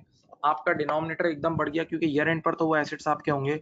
लेकिन मेरे प्यारे बच्चों, आपका न्यूमरेटर तो इस तेजी से नहीं बढ़ा, न्यूमरेटर इस साल उस तेजी से नहीं बढ़ा होगा क्योंकि इस साल उन नई दुकानों ने, इस साल उन नई शॉप्स ने सिर्फ 1 महीना कमा के दिया होगा। तो इसीलिए न्यूमरेटर में वो इम्पैक्ट नहीं आया जो डिनोमिनेटर में आया है, तभी आपका रोज डिक्रीज हो गया, तभी आपका रोज डिक्रीज हो गया है। ये ऊपर भी थोड़ी सी बात की थी, अभी फिर यही बात की है।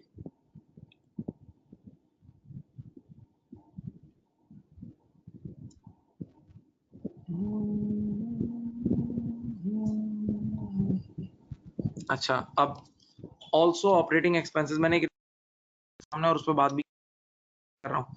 Also operating expenses a percentage of sale increases which shows poor cost control.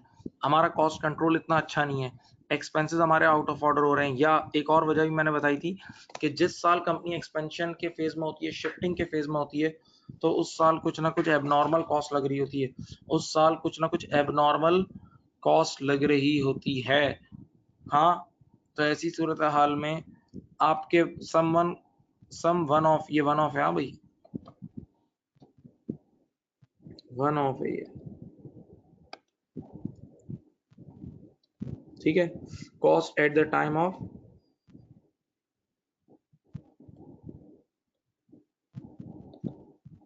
Expansion. सही है। अब जाके जरा देखें गेयरिंग क्या हो रही है। गेयरिंग इंक्रीज हुई है। गेयरिंग इंक्रीज हुई है क्योंकि हमने नए लोन नोट इशू किए हैं। हमने कुछ नए लोन नोट्स इशू किए हैं। जब आप और लोन लोगे तो डेफिनेटली आपकी गेयरिंग बढ़ सकती है। गेयरिंग आपकी देखो, जाके चेक करो, सब जाओ चेक करो क्वेश्चन में। गेयरिंग बेटा आपकी बड़ी है, गेयरिंग आपकी बड़ी है 17 से 28%, 17 28%। और बेटा आप लोगों को पता है जब गेयरिंग बढ़ती है तो इंटरेस्ट कवर गिर जाता है। गेयरिंग और इंटरेस्ट कवर में एक आपस में इनवर्स रिश्ता है। गेयरिंग और इंटरेस्ट कवर में आपस में इनवर्स रिश्ता है। तो गेयरिंग जब बड़ी होगी तो इंटरेस्ट कवर डिक्रीज हो गया होगा, इंटरेस्ट कवर डिक्रीज हो गया होगा और हो रहा है। हाँ, अच्छा। अब इस सवाल में एक और चीज है। सवाल में जाके ऊपर जाके पढ़ें, सेकंड पेज पे देखें। सवाल के सेकंड पेज पे देखें, शेयर प्राइस आपकी गिर गई है। मैं चलो ऊपर क्वेश्चन पे जाके आपको उधर ही दिखाता हूँ, लाइव दिखाता हूँ, सुनो।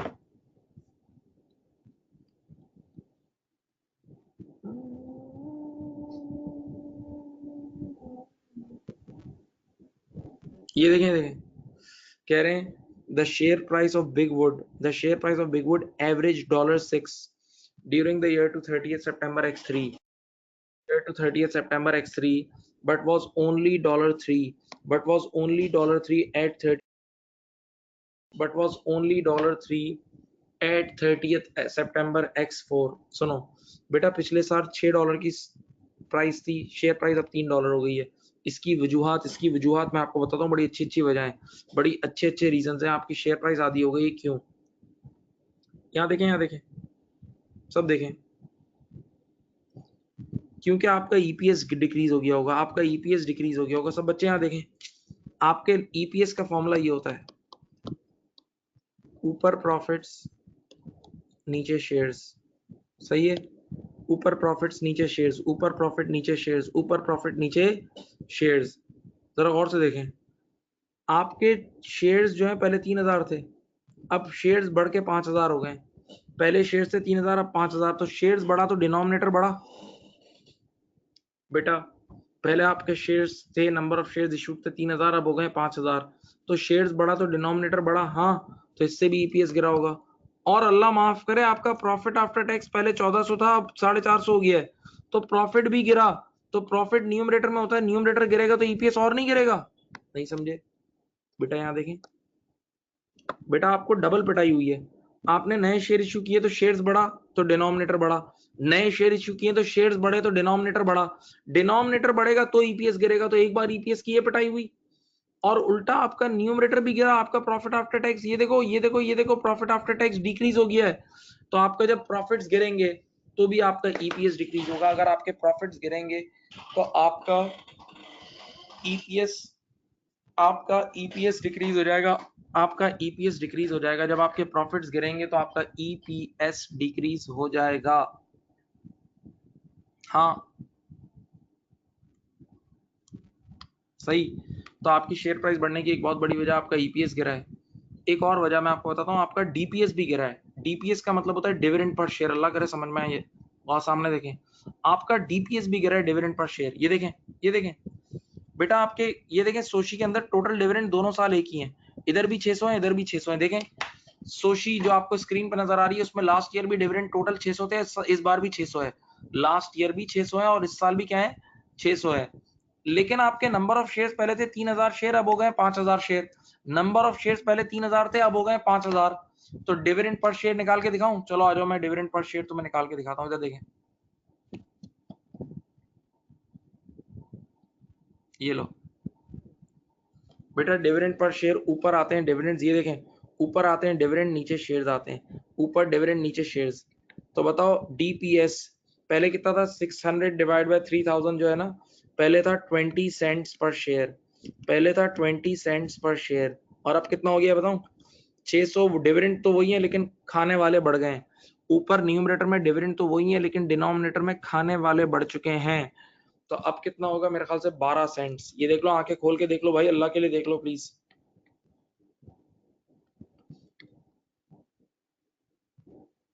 सही। तो आपका डिविडेंड पर शेयर भी डिक्रीज हो गया है। आपका डिविडेंड पर शेयर भी डिक्रीज हो गया। अब देखो कितनी सारी बुराइयां एक साथ मैं आपको बताता हूँ। नंबर वन ईपीएस गिरा जिसकी वजह से शेयर प्राइस गिरी, ईपीएस गिरा जिससे शेयर प्राइस गिरी, डिविडेंड पर शेयर गिरा उससे भी शेयर प्राइस गिरेगी। डिविडेंड पर शेयर से भी शेयर होल्डर तपते हैं ना यार। यूं आवाज आती है मार्केट में कि लास्ट ईयर इन्होंने पर शेयर इतना दिया था, इस बार कम दिया, तब जाते हैं शेयर होल्डर। तो उसकी वजह से भी लोग शेयर्स बेचना शुरू कर देते हैं और सेलिंग आ जाती है। और तीसरी वजह मैंने आपको पिछले दिनों पहली क्लास जो मैंने रेशियोज की पहली क्लास ली थी, याद करो रेशियोज की पहली, उसके आखिरी 15 मिनट में पी रेशियो के बारे में बातें नहीं बताई थी, प्राइस अर्निंग रेशियो के बारे में। प्राइस अर्निंग रेशियो के बारे में बताया था, it shows the confidence of share holders in the company, it shows the confidence of share holders in the company. याद है बताया था, भूल गए? तो हम बोलेंगे मुमकिन है शेयर होल्डर का कॉन्फिडेंस भी डिक्रीज हो गया हो। क्यों? क्योंकि कई बार ये जो एक्सपेंशन होती है ना, कभी कभार ऐसा भी होता है कि आप एक्सपेंशन कर रहे होते हो तो शेयर होल्डर्स को पॉजिटिवली नहीं लेते। अगर आपने रॉन्ग डायरेक्शन में एक्सपेंशन कर दिए तो शेयर होल्डर उसे इतना पॉजिटिवली नहीं लेते हैं। सही? तो हो सकता है कंपनी का पी रेशियो भी डिक्रीज हो गया हो। ओके, अब आ जाओ, मैं ये लिख देता हूँ, share price reduce to half because EPS and DPS decreases. मैं इसके ऊपर और बातें भी लिखता हूँ, चलो।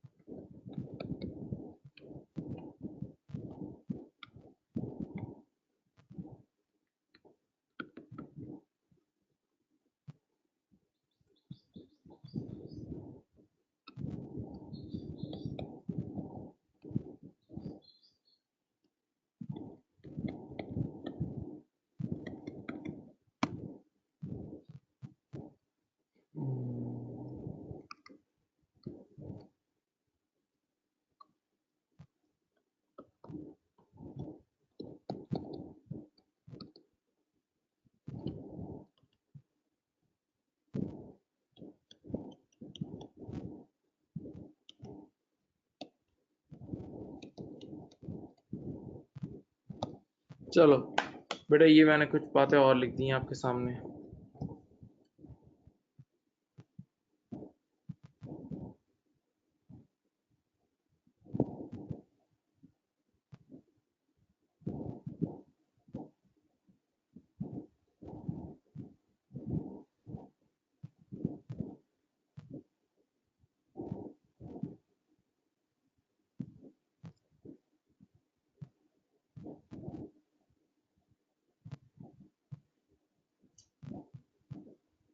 सही? समझ गए? अब यहां तक समझ गए भाई?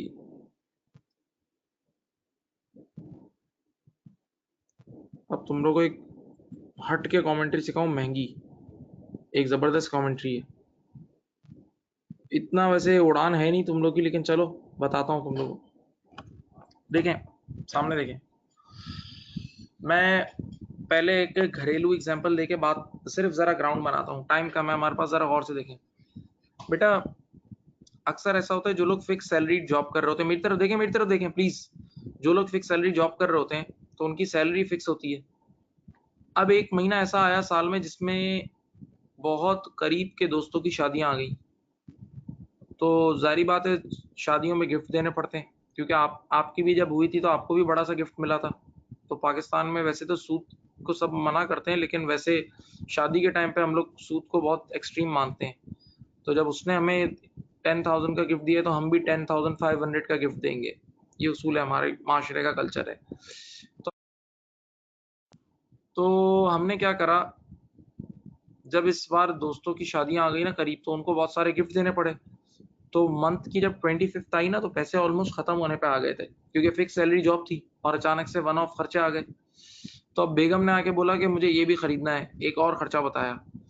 तो बंदा अपनी बेगम को फिर कैसे समझाता है, बोलता है यार देखो, इस बार इस महीने ये जो करीब के दोस्तों की शादी आ गई थी, तो इन सारा बजट आउट हो गया, खर्चा इनको दे दिया सारा, सही है, यानी काफी सारा खर्चा इसमें हो गया।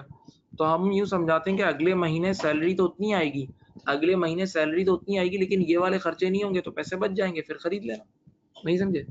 अगले महीने सैलरी तो वही आएगी, लेकिन ये वाले खर्चे नहीं होंगे, ये वाली शादियां नहीं होंगी, तो फिर आप खरीद लेना। होता है ना, इस तरह समझा देते हैं ना लोग।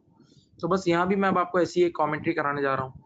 अच्छा, इस कमेंट्री करने से पहले एक बात सुन लो। रेशियो एनालिसिस करते वक्त ऊपर कमेंट्री कर रहे हो तो दिल थोड़ा बड़ा चाहिए, कंगला आदमी नहीं चाहिए, कंजूस आदमी नहीं चाहिए कि जो एक एक रुपए को गिने। चीजों को हम राउंड ऑफ करके उर्फ में बातें करते हैं, कुछ बातें उर्फ में करते हैं, क्रॉस करके बात करते हैं, सही है, थोड़ा दिल बड़ा चाहिए। अच्छा, मैंने आपसे एक बात बोली थी, ऑपरेटिंग एक्टिविटीज और ऑन गोइंग एक्टिविटीज बोला था। Operating activities are ongoing activities, वो रूटीन में होती रहती है, यानी अगर इस साल है तो अगले साल भी होगी, उसके अगले साल भी होगी, ठीक है। अब जरा मेरी बात सुने, यहाँ देखें, यहाँ देखें, ये कैश फ्लो के अंदर से ही समझाता हूँ। इस बार आपने एक बहुत बड़ा खर्चा किया है 10,500 का। आपने एक 10,500 की इतनी बड़ी प्रॉपर्टी प्लांट एंड इक्विपमेंट खरीदा है। तो ये प्रॉपर्टी प्लांट एंड इक्विपमेंट खरीदना जादू से आ गया होगा? नहीं, पैसे चाहिए होंगे ना। इस प्रॉपर्टी प्लांट एंड इक्विपमेंट 10,500 के लिए पैसे चाहिए होंगे ना। तो वो पैसे कहाँ से आए? समझ लो 4,500 यहाँ ऑपरेशन वाले डाल दिए, 3,000 का शेयर इशू यूज हुआ, 2,000 का लोन। सामने देखें, सामने देखें सब,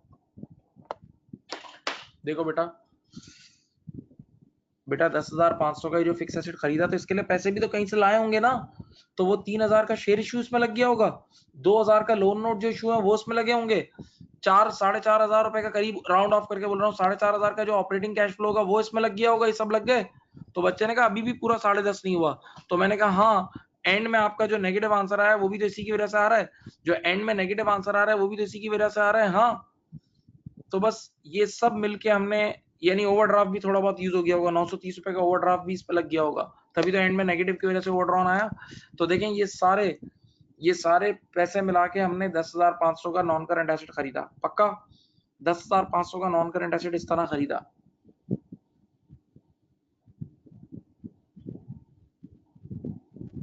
अब जरा सुने तो सही, जरा सोचें नेक्स्ट ईयर क्या होगा। सामने देखें सब, नेक्स्ट ईयर हम नॉन करंट एसेट नहीं बाय करेंगे, हर साल थोड़ी खरीदते हैं। नॉन करंट एसेट तो एक वन ऑफ चीज है, हर साल नहीं होती। तो next year non current asset तो बाय नहीं करेंगे। नेक्स्ट ईयर हम शेयर भी इशू नहीं करेंगे, हर साल शेयर इशू नहीं होता। नेक्स्ट ईयर लोन नोट भी नहीं लेंगे, लोन भी नहीं लेंगे, हर साल थोड़ी लिया जाता है। लेकिन हाँ, ऑपरेशन तो अगले साल भी होंगे ना, ऑपरेटिंग एक्टिविटीज तो अगले साल भी होंगी ना। तो जब अगले साल इनमें से कोई भी खर्चे वगैरह नहीं होंगे, तो ऑपरेटिंग एक्टिविटीज से जो 4,770 है, समझ लो 4,500 या 4,000 और राउंड ऑफ करता हूँ, ये 4,000 तो अगले साल भी आएगा ना, ये 4,000 तो अगले साल भी आएगा। और जब अगले साल ये तमाम खर्चे नहीं होंगे, तो हमारा ये 4,000 रुपए एक फ्री कैश नहीं होगा, ये 4,000 का एक फ्री कैश अगले साल नहीं बच जाएगा। नहीं समझे? सोचो, एक मिनट के लिए सोचो बेटा, अगले साल 10,500 का नॉन करंट एसेट नहीं बाय करेंगे, ना कोई लोन नोट इशू होंगे, ना कोई शेयर इशू होगा, लेकिन अगले साल ऑपरेशंस तो होंगे ना। तो ऑपरेटिंग एक्टिविटीज का ये 4,500, ऑपरेटिंग एक्टिविटीज का ये 4,500 का फ्री कैश, ये 4,500 का फ्री कैश हमारे पास बच जाएगा। ये 4,500 का फ्री कैश, ये 4,000 का बच जाएगा। तो अब बताऊं फ्री कैश से हम क्या करेंगे? मैं आपको एक बड़ी जबरदस्त चीज बताता हूँ। सब बच्चे क्लोजिंग बैलेंस शीट में जाए, बल्कि मैं स्क्रीन पे दिखा देता हूँ। बताओ हमारे क्लोजिंग बैलेंस शीट में, ये देखो हमारे पर टोटल कर्जे कितने हैं। हमारे ऊपर एक ये 3,000 का लोन है, ये देखें सब, एक ये 3,000 का एक लोन है ईयर एंड पे, और एक ये 930 रुपए का ओवरड्राफ्ट है। एक 3,000 का लोन है और एक 930 का ओवरड्राफ्ट है। तो 3,000 का लोन प्लस 930 का ओवरड्रॉन, हमारे टोटल कर्जे 3930। हमारे टोटल कर्जे 3930, सोचो ईयर एंड पर हमारे टोटल कर्जे 3000 और 930 मिला के 3930 के बनते, 3930 के बनते। हाँ, तो बेटा हमारे टोटल कर्जे 3930 के, और अगले साल जो हमारे पास फ्री कैश बचेगा 4000 का बचेगा। अगले साल जो हमारे पास फ्री कैश बचेगा वो 4000 का बचेगा। तो हम आराम से, इधर देखें, हम आराम से अपने फ्री कैश से सारे कर्जे पे ऑफ करके पाक साफ हो सकते हैं और अय्याशी की जिंदगी गुजार सकते हैं, लोन से पाक जिंदगी गुजार सकते हैं। सोचें, तो ये कंपनी का एक पॉजिटिव पॉइंट है जो मैंने अभी आपको एंड में बताया। अगर समझ में आ गया तो मैसेज कर दें, ये टेक्निकल चीज थी, वो जो बेगम वाली एग्जांपल नहीं दी थी वैसी थी।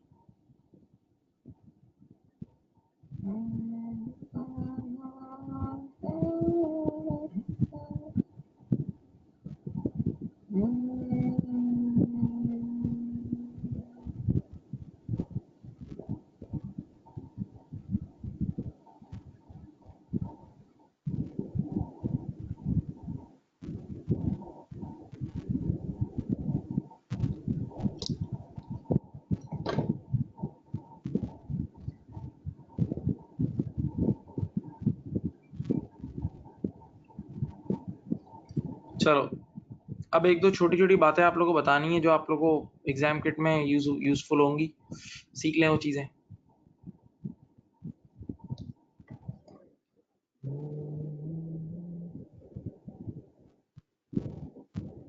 ये देखें, एक वर्ड है कैश इक्विवेलेंट, आप लोगों ने F3 में पढ़ा होगा शायद, cash equivalent.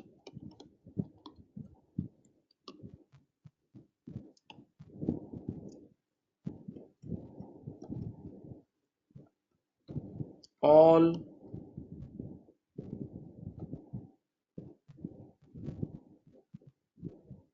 liquid investments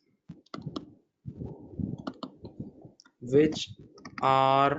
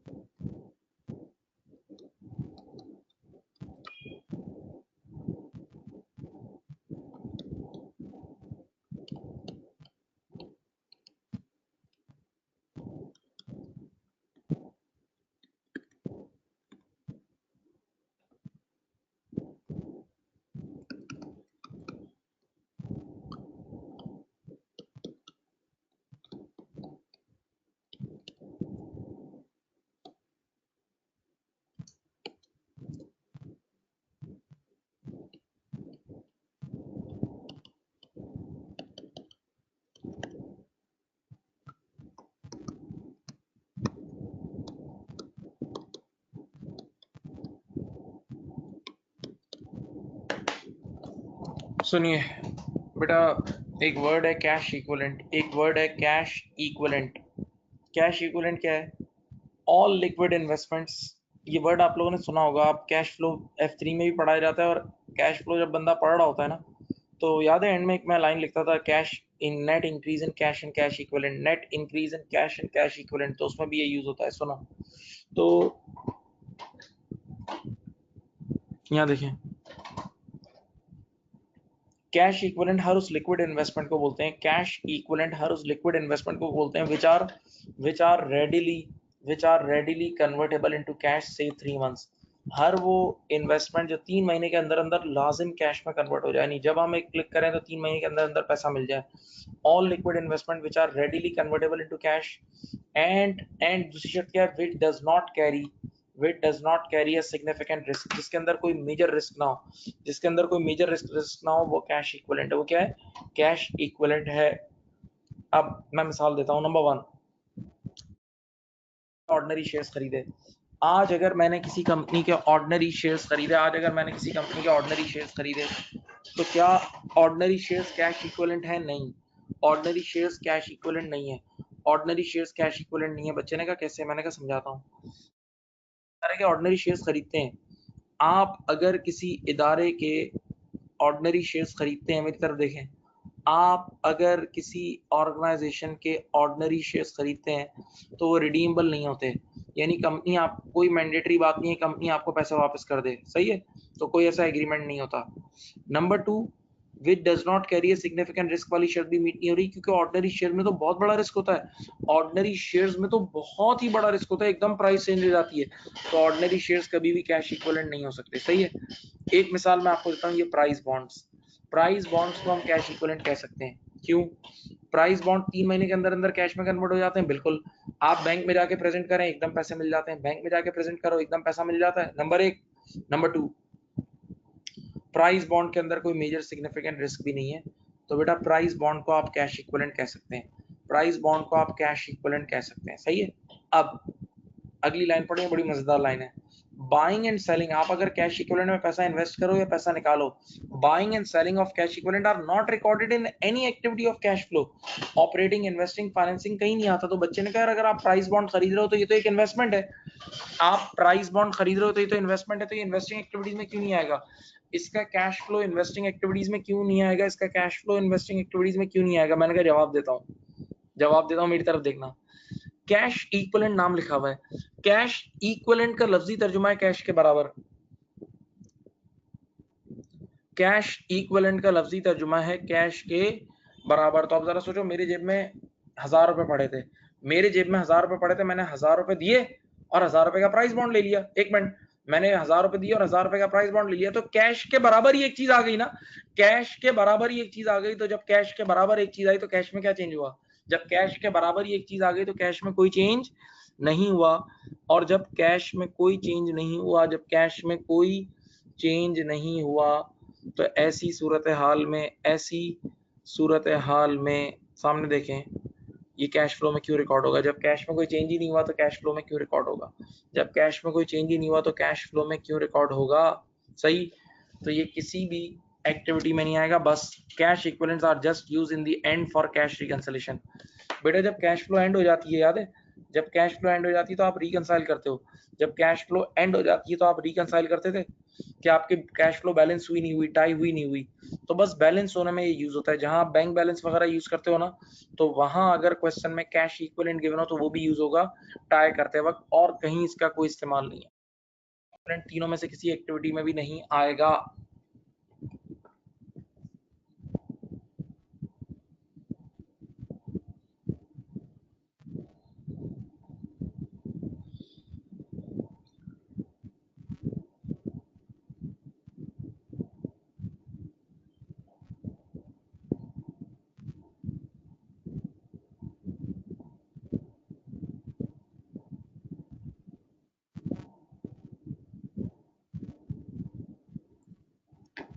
cash equivalent जो है ना, मैं फिर किसी ने पूछा है बेटा ये किसी भी एक्टिविटी में नहीं आता, बस एंड में जब कैश फ्लो एंड हो जाती है तो आप रिकंसाइल करते हो ना, तो आप बैंक बैलेंस से रिकंसाइल करते थे।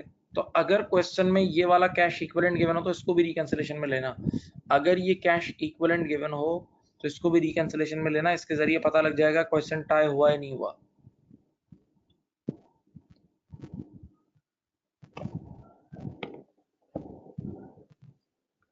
अब एक मुझे कुछ पास्ट के सवालात याद हैं, ऐसे ही बता रहा हूँ।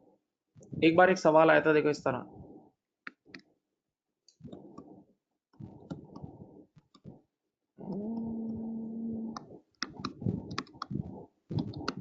एक कंपनी ने अपनी लाइफ में आज से पहले कभी रिवैल्यूएशन नहीं की थी।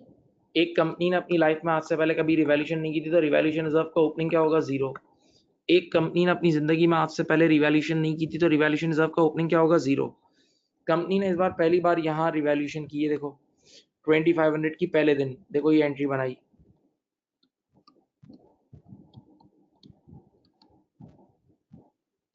सही है।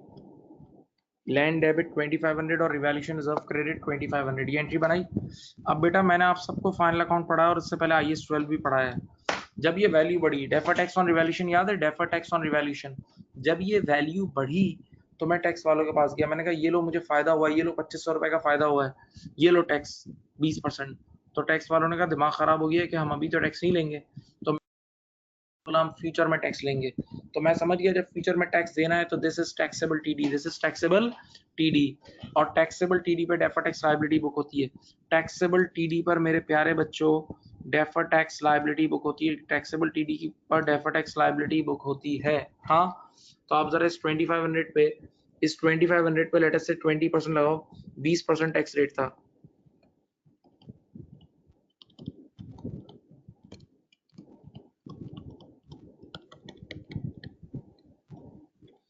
रिवैल्यूएशन रिजर्व डेबिट 500 और DTL credit 500। Revaluation reserve debit 500 और DTL क्रेडिट 500, ये 20% था टैक्स रेट, सही है। अब मुझे बताओ जरा, सोचो, अब यहाँ से शुरू हुई कहानी। ओपनिंग रिवैल्यूएशन रिजर्व 0 था, ओपनिंग रिवैल्यूएशन रिजर्व 0 था, सामने देखें। इस साल 2500 से रिजर्व बढ़ा, इस साल के पहले दिन रिजर्व 2500 से बढ़ा, फिर 500 से कम हो गया। तो बताएं ईयर एंड पे रिवैल्यूएशन रिजर्व कितना होगा? ईयर एंड पे रिवैल्यूएशन रिजर्व होगा 2000 का। ईयर एंड पे रिवैल्यूएशन रिजर्व होगा 2000 का, देख लें बेटा। ओपनिंग 0 था, 2500 से बढ़ा, फिर 500 से कम हुआ, तो ईयर एंड पर कितना होगा? 2000। अब जरा मैं आपको एक बात बताता हूँ, जरा सुने। एग्जामिनेशन में कैसे सवाल आए थे? मैंने तो आपको फॉरवर्ड सॉल्व करा ना, रिवर्स आया था। एग्जामिनेशन में रिवर्स आया था ना, ये एंट्री गिवन थी ना ये, दोनों एंट्री नहीं गिवन थी, बस आपको बोला था ये गिवन था। ओपनिंग रिवैल्यूएशन रिजर्व गिवन था और क्लोजिंग गिवन था, सही है। और बोला था कि ये जो रिवैल्यूएशन रिजर्व का इंक्रीज है ना, ये नेट इंक्रीज है, नेट नेट। और आगे लिखा था आफ्टर डिडक्टिंग 20% डेफर टैक्स। नहीं समझे बेटा, ये दोनों एंट्रीज नहीं गिवन थी ना, ये एंट्री ये भी नहीं गिवन थी, ये भी गायब थी और ये भी गायब थी, ये दोनों एंट्रीज गायब थी। बस आपको डायरेक्ट 0 से लेके 2000 का रिवैल्यूएशन रिजर्व का इंक्रीज दिया हुआ था, और उसने ये बोल दिया था कि ये 2000 का इंक्रीज जो है ना, ये नेट है, net after deducting 20% tax, after deducting 20% defer tax. इसका मतलब सोचो जरा, जब किसी भी चीज का ऑलरेडी टोटल होता है 100%, किसी भी चीज का ऑलरेडी टोटल होता है 100%, तो 100% में से 20%, 100% में से अगर हम 20% हटा दें तो ये 80% के बराबर होगा।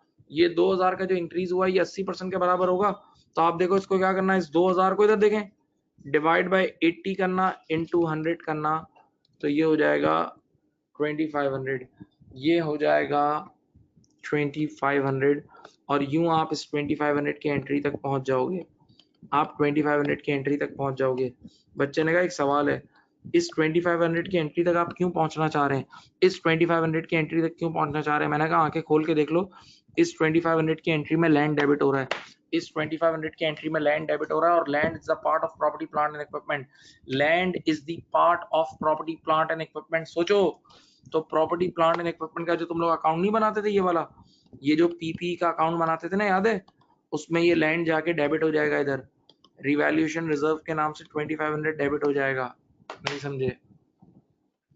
तो इस तरह की रिवर्स वर्किंग भी कभी कभार आ जाती है, इस तरह की रिवर्स वर्किंग भी कभी कभार आ जाती है, देख लो। नहीं समझे?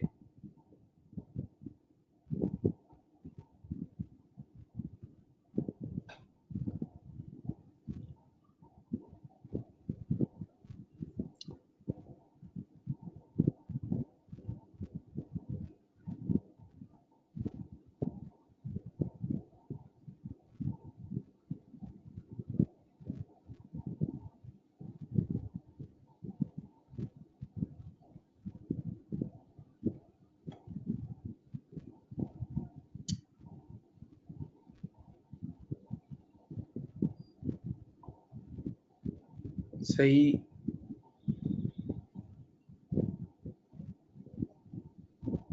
बेटा समझ में आ गई बात? ये बात समझ में आई? बोलो, रिवर्स वर्किंग आई थी एग्जाम में।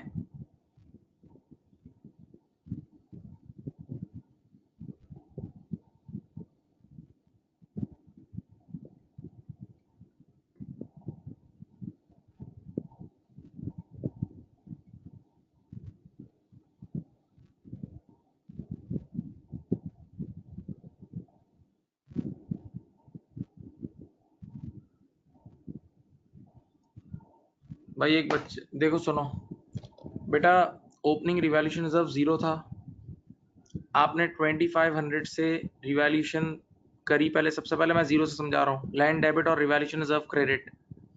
अब इस पे 20% का डेफर टैक्स लगा, ये आपको आना चाहिए डेफर टैक्स ऑन रिवैल्यूएशन।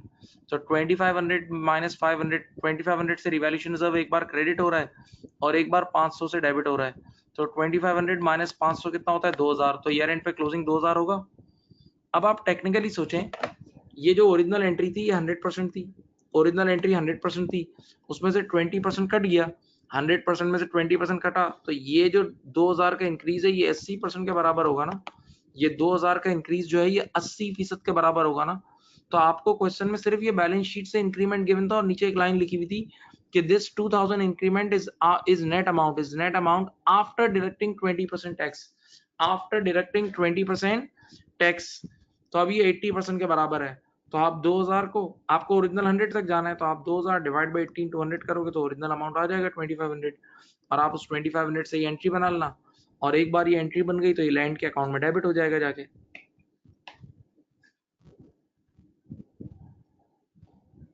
चलो एक और ऐसा सवाल बताता हूँ, एक बार एक और आया था, तुम लोगों ने, एक मिनट मेरी तरफ देखो, तुम लोगों ने IAS 16 पढ़ा है? जी बिल्कुल पढ़ा है।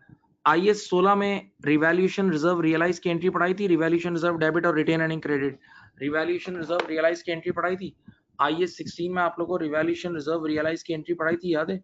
रिवैल्यूएशन रिजर्व डेबिट और retain earning credit, revaluation reserve debit और रिटेन अर्निंग, और उसकी लॉजिक दी थी कि वो एक्सेस डेप्रिसिएशन की वजह से होती थी, जो एक्स्ट्रा डेप्रिसिएशन होती थी उस वजह से होती थी, याद है? चलो, जैसा ऊपर सवाल करा है वैसे एक बार और एक और चीज भी आई थी, वैसा ही सवाल वापस करा रहा हूँ। चलो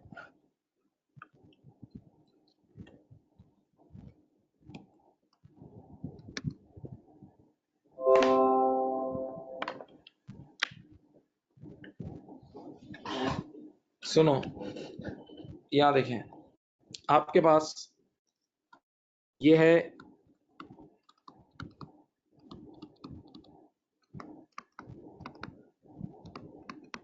सही, ओके। यहाँ देखें, एक है 1 जनवरी 16, एक है दिसंबर।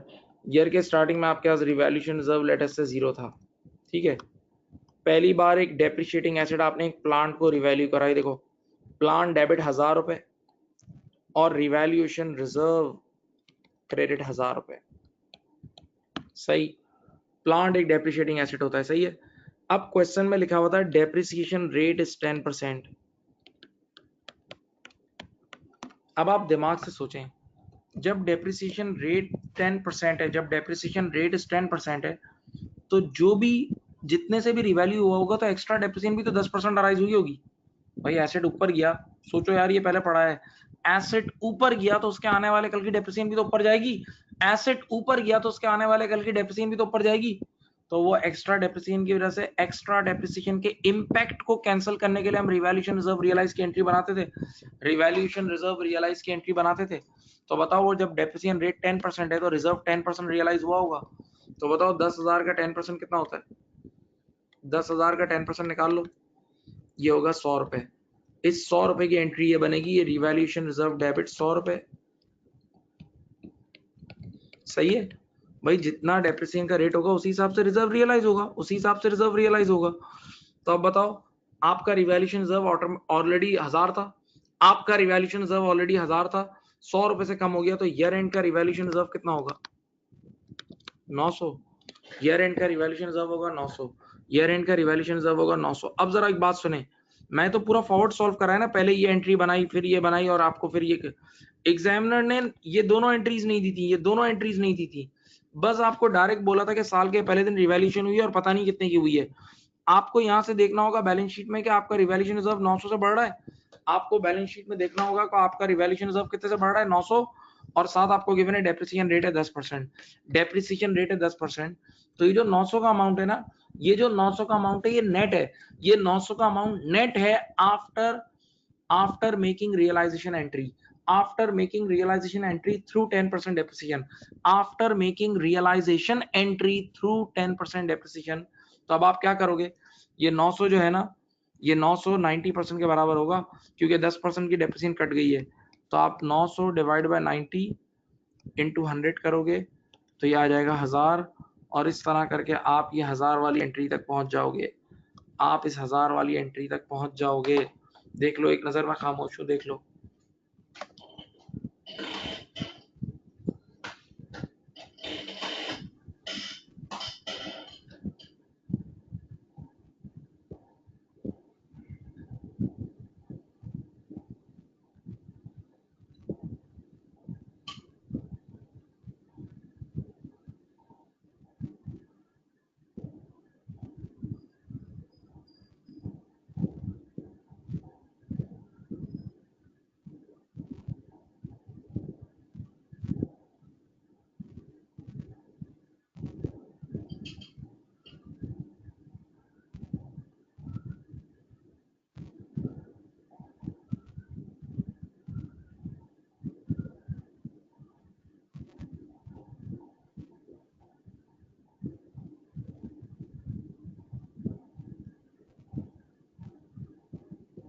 समझ गए?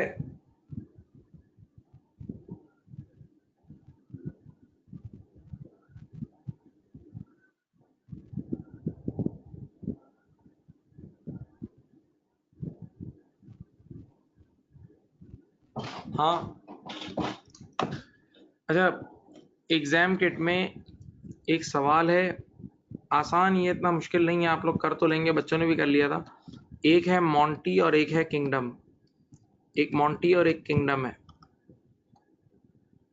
सुनो बेटा, मॉन्टी के अंदर एक चीज आएगी, वो मैं आपको पहले बताऊं, याद करो जब मैंने आप लोगों को एमोटाइज कॉस्ट अकाउंटिंग पढ़ाई थी, जब मैंने आप लोगों को एमोटाइज कॉस्ट अकाउंटिंग पढ़ाई थी, याद करें, तो उसमें मैं कॉलम बना बना के पढ़ाता था। यूं देखें, मैं 4 कॉलम बना लेता था।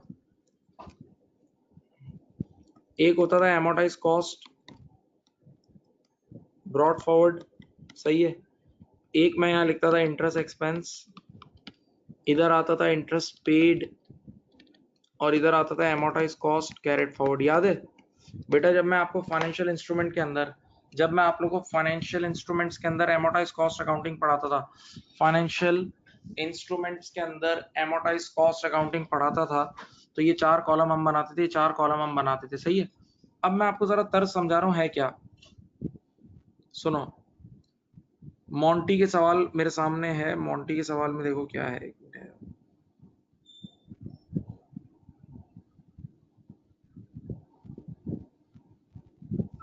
आपको बैलेंस शीट के अंदर ओपनिंग एमोटाइज कॉस्ट गिवन है 4000, क्लोजिंग गिवन है 4080। ये देखो, ये दोनों गिवन है। ओपनिंग एमोटाइज, ये मॉन्टी के सवाल के लिए बता रहा हूँ, opening amortise cost opening balance sheet से मिलेगी, क्लोजिंग बैलेंस शीट में क्लोजिंग एमोटाइज कॉस्ट मिलेगी। आप इनकम स्टेटमेंट में जाएंगे तो वहां आपको 400 रुपए का इंटरेस्ट एक्सपेंस मिल जाएगा लोन नोट का। इनकम स्टेटमेंट में जाएंगे तो 400 का आपको लोन नोट का इंटरेस्ट मिल जाएगा। फिर रिपीट कर रहा हूँ बेटा, ओपनिंग एमोटाइज कॉस्ट 4000 है, इंटरेस्ट एक्सपेंस 400 और क्लोजिंग 4080 है। क्या आप लोग के अंदर इतनी अकल है कि आप ये बैलेंसिंग फिगर निकाल लो इंटरेस्ट पेड की? क्या आपके अंदर इतनी अकल है, पूरा आईएएस पढ़ा है आपने, क्या आप ये बैलेंसिंग फिगर नहीं निकाल सकते? आराम से निकाल लेंगे। कैसे? 4000 में 400 ऐड करेंगे 4000 में 400 ऐड करेंगे 4400 आ जाएगा। बताओ 4400 में से कितना लेस करूं तो 4080 आता है 320। ये आपने एक बैलेंसिंग फिगर निकाल ली, ये नंबर आपने निकाल लिया बैलेंसिंग का। नहीं समझे? अब बताओ इनकम, अब कैश फ्लो में पोस्टिंग कैसे होगी, इधर देखें। बताओ, अकाउंटेंट जो है ना वो पीबीटी के ऊपर इंटरेस्ट एक्सपेंस लेस करके देता है तुम्हें। अकाउंट इंटरेस्ट एक्सपेंस लेस करके देता है, तो एक्सपेंस कितना था ये देखो, इंटरेस्ट एक्सपेंस आप इनकम स्टेटमेंट में क्वेश्चन में देख लेना, आप इनकम स्टेटमेंट में क्वेश्चन में देख लेना कि इंटरेस्ट एक्सपेंस 400 का होगा। इंटरेस्ट एक्सपेंस 400 का होगा तो उसने ऑलरेडी लेस करके दिया हुआ होगा, आप ऐड कर देना। आप ऐड कर देना इंटरेस्ट एक्सपेंस पूरा 400 कर दिया भाई, उसने इंटरेस्ट एक्सपेंस पूरा लेस करके दिया हुआ है 400, आप 400 रुपये ऐड बैक। और फिर नीचे आना, थोड़ा नीचे आके कैश जेनरेटेड फ्रॉम ऑपरेशंस के बाद, कैश जेनरेटेड फ्रॉम ऑपरेशंस के बाद इंटरेस्ट पेड लेस कर देना 320, क्योंकि इंटरेस्ट पेड सिर्फ 320 ही है, इंटरेस्ट पेड सिर्फ 320 है, नहीं समझे बेटा? देखो ये सवाल मॉन्टी के सवाल में सब नजर आएगा, मॉन्टी के सवाल में ये सब नजर आएगा, देख लो कि इंटरेस्ट एक्सपेंस गिवन होगा, पेड आपको बैलेंसिंग नंबर से निकालना होगा।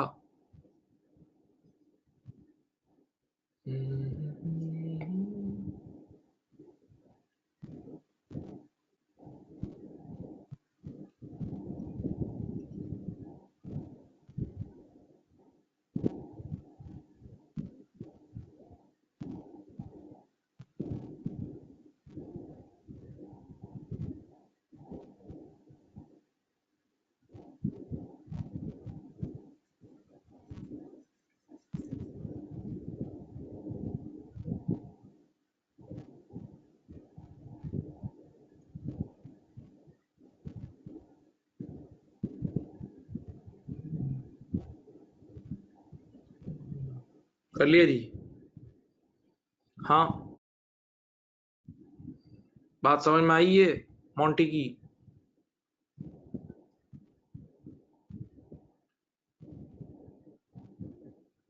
चले जी, अब बेटा मैं आप लोगों को एंडिंग कुछ बातें बता दूं, आप लोग अब इस पे शुरू कर दें, अब इस चुपचाप।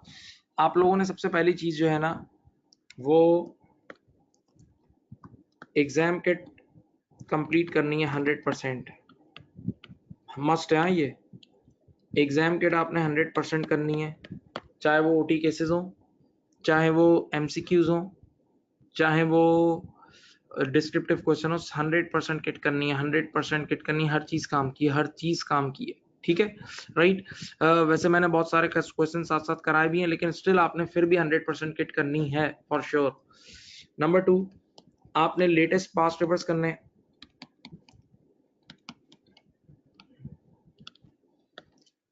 लास्ट 3 अटेम्प्ट्स के भी कर लें तो ठीक है, 3 to 4 अटेम्प्ट्स देख लेंगे, ठीक है?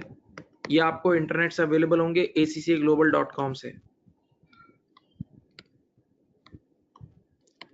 लेकिन इसमें सिर्फ क्वेश्चन नंबर जो आखिरी 40 मार्क होते हैं ना, बस वो गिवन होंगे, लास्ट 40 मार्क्स गिवन होंगे बेटा। इसमें एमसीक्यूज और ओटी केसेस वो गायब कर देता है, पास्ट पेपर में वो लोग एमसीक्यूज और ओटी केस डिस्क्लोज नहीं करते, उनके पास बड़े limited number of OT cases हैं, सही है?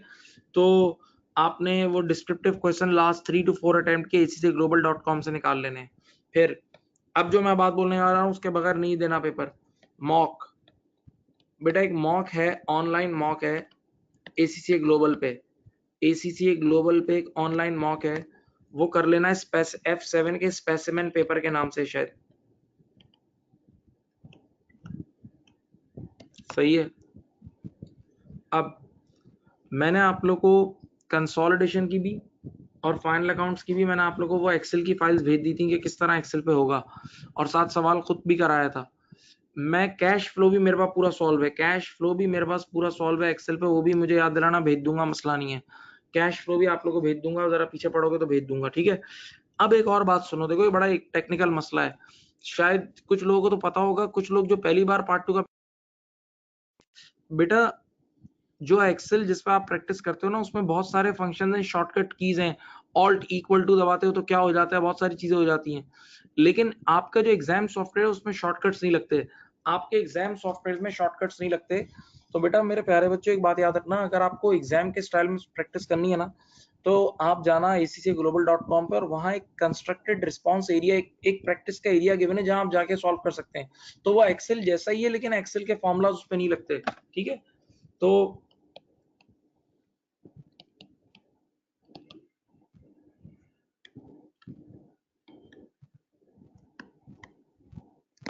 ठीक है, ये भी आपने करना होगा, इस पे प्रैक्टिस करना बेहतर है, एक्सेल से ज्यादा अच्छी प्रैक्टिस इस पे होगी, क्योंकि ये ज्यादा रियल लाइफ है।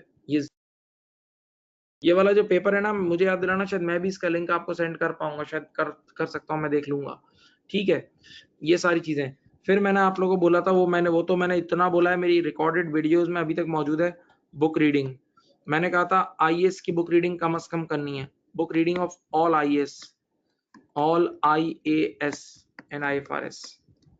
ओके, वो आप लोगों ने करनी थी लेकिन आप लोगों ने नहीं की। अच्छा, मैंने फ्रेमवर्क आप सबको भेज दिया है। फ्रेमवर्क मैंने आप लोगों को बीच में किसी एक दिन भेज दिया था। अगर किसी में अब इस ग्रुप में किसी बच्चे को नहीं मिला फ्रेमवर्क तो मुझसे ले ले। Framework is very important, exam में होता है, 3-4 बार आता है, 3-4 सवाल छोटे छोटे MCQs 2-3 आ जाते हैं। तो फ्रेमवर्क की बहुत कॉम्प्रिहेंसिव वीडियो मेरे पास है, वो मुझसे ले लीजिएगा और उसको जरूर देखिएगा, और उसकी बुक रीडिंग भी करनी है, फ्रेमवर्क की बुक रीडिंग भी करनी है, ठीक है। इसके अलावा एक और IAS है जो मैंने अभी तक नहीं करा है, मुझे किसी बच्चे ने बताया था, IFRS 13 फेयर वैल्यू मेजरमेंट।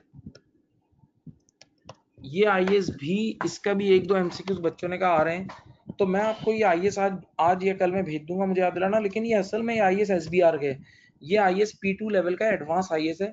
तो मैं आपको जब भेजूंगा ना, तो आप इसकी फर्स्ट 45 मिनट सुन लेना बस। आप इसकी फर्स्ट 45 मिनट सुन लेना बस, वो आपके लिए बहुत है, पेट भर जाएगा आपका। फर्स्ट 45 मिनट सुन लेना, आपकी बुक में सिर्फ एक पेज का ये IAS है, IFRS 13, ठीक है। तो अब देखें, मैंने आपको कुछ बातें बता दी हैं, कोशिश करें कि अब इस पे अमल करें। अब आपके पास टाइम भी बहुत कम है मेरे ख्याल से। अब आप आज के बाद आपके पास कितने दिन है? आज अगर 18 या 19, आज क्या डेट है?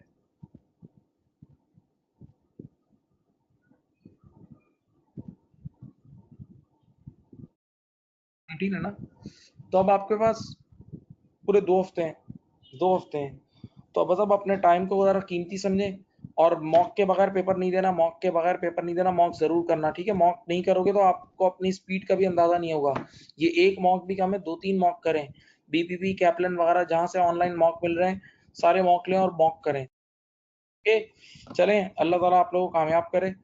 बहुत मेहनत की आप लोगों ने, वैसे बच्चे पढ़ने वाले थे इस ग्रुप में, और मुझे एक्सपेक्टेशन है कि अच्छा रिजल्ट आप लोग ला सकते हैं। थोड़ा सा कॉन्फिडेंस भी रखिएगा। अच्छा देखें, एक चीज़ और ये भी है, बड़ी अहम बात है कि यार आप लोग इंटर का पेपर तो दे नहीं रहे, अब आप एक प्रोफेशनल टाइप के पेपर दे रहे हो। ACC एक बड़ी क्वालिफिकेशन है। तो कभी कभार ऐसा होता है कि जैसे अगर बच्चे दे रहे हैं ना, तो अब 2-3 पेपर आते हैं, आपको पता है ना, 2 पेपर आते हैं। तो कुछ बच्चों का जरा पेपर डिफिकल्ट भी आता है। तो अगर 10-15 मार्क्स मुश्किल आ रहे हैं तो कुछ नहीं होता, बाकी 80 पे कंसंट्रेट करो। बाकी पहले वो मार्क्स ऑप्ट करो जो इजी टू गेट है, यानी इजीली आप उठा सकते हो, पहले वो मार्क्स उठा लो। समझ रहे हो बात को? फिर उसके बाद डिफिकल्ट वाले में ओन वर्ड्स में कर दो। तो इससे डरो नहीं, हमारा मेन ऑब्जेक्टिव है पास होना। सबसे बड़ा ऑब्जेक्टिव पास होना है। अच्छा स्कोर तो आ जाता है, लेकिन 50 लाना सबसे पहला टारगेट है, ठीक है। चलें, अपना बहुत बहुत ख्याल रखिएगा, अल्लाह ताला आप लोगों को कामयाब करे, और मुझे अपना रिजल्ट भी बताइएगा, टच में रहिएगा, सही है? ओके, कोई और अगर ऑनलाइन सेशंस या कुछ वीडियोस वगैरह बनेंगी तो आप लोगों को सेंड करूंगा, ठीक है। मैं अभी आपको IFRS 13 भेज देता हूँ। अल्लाह हाफिज।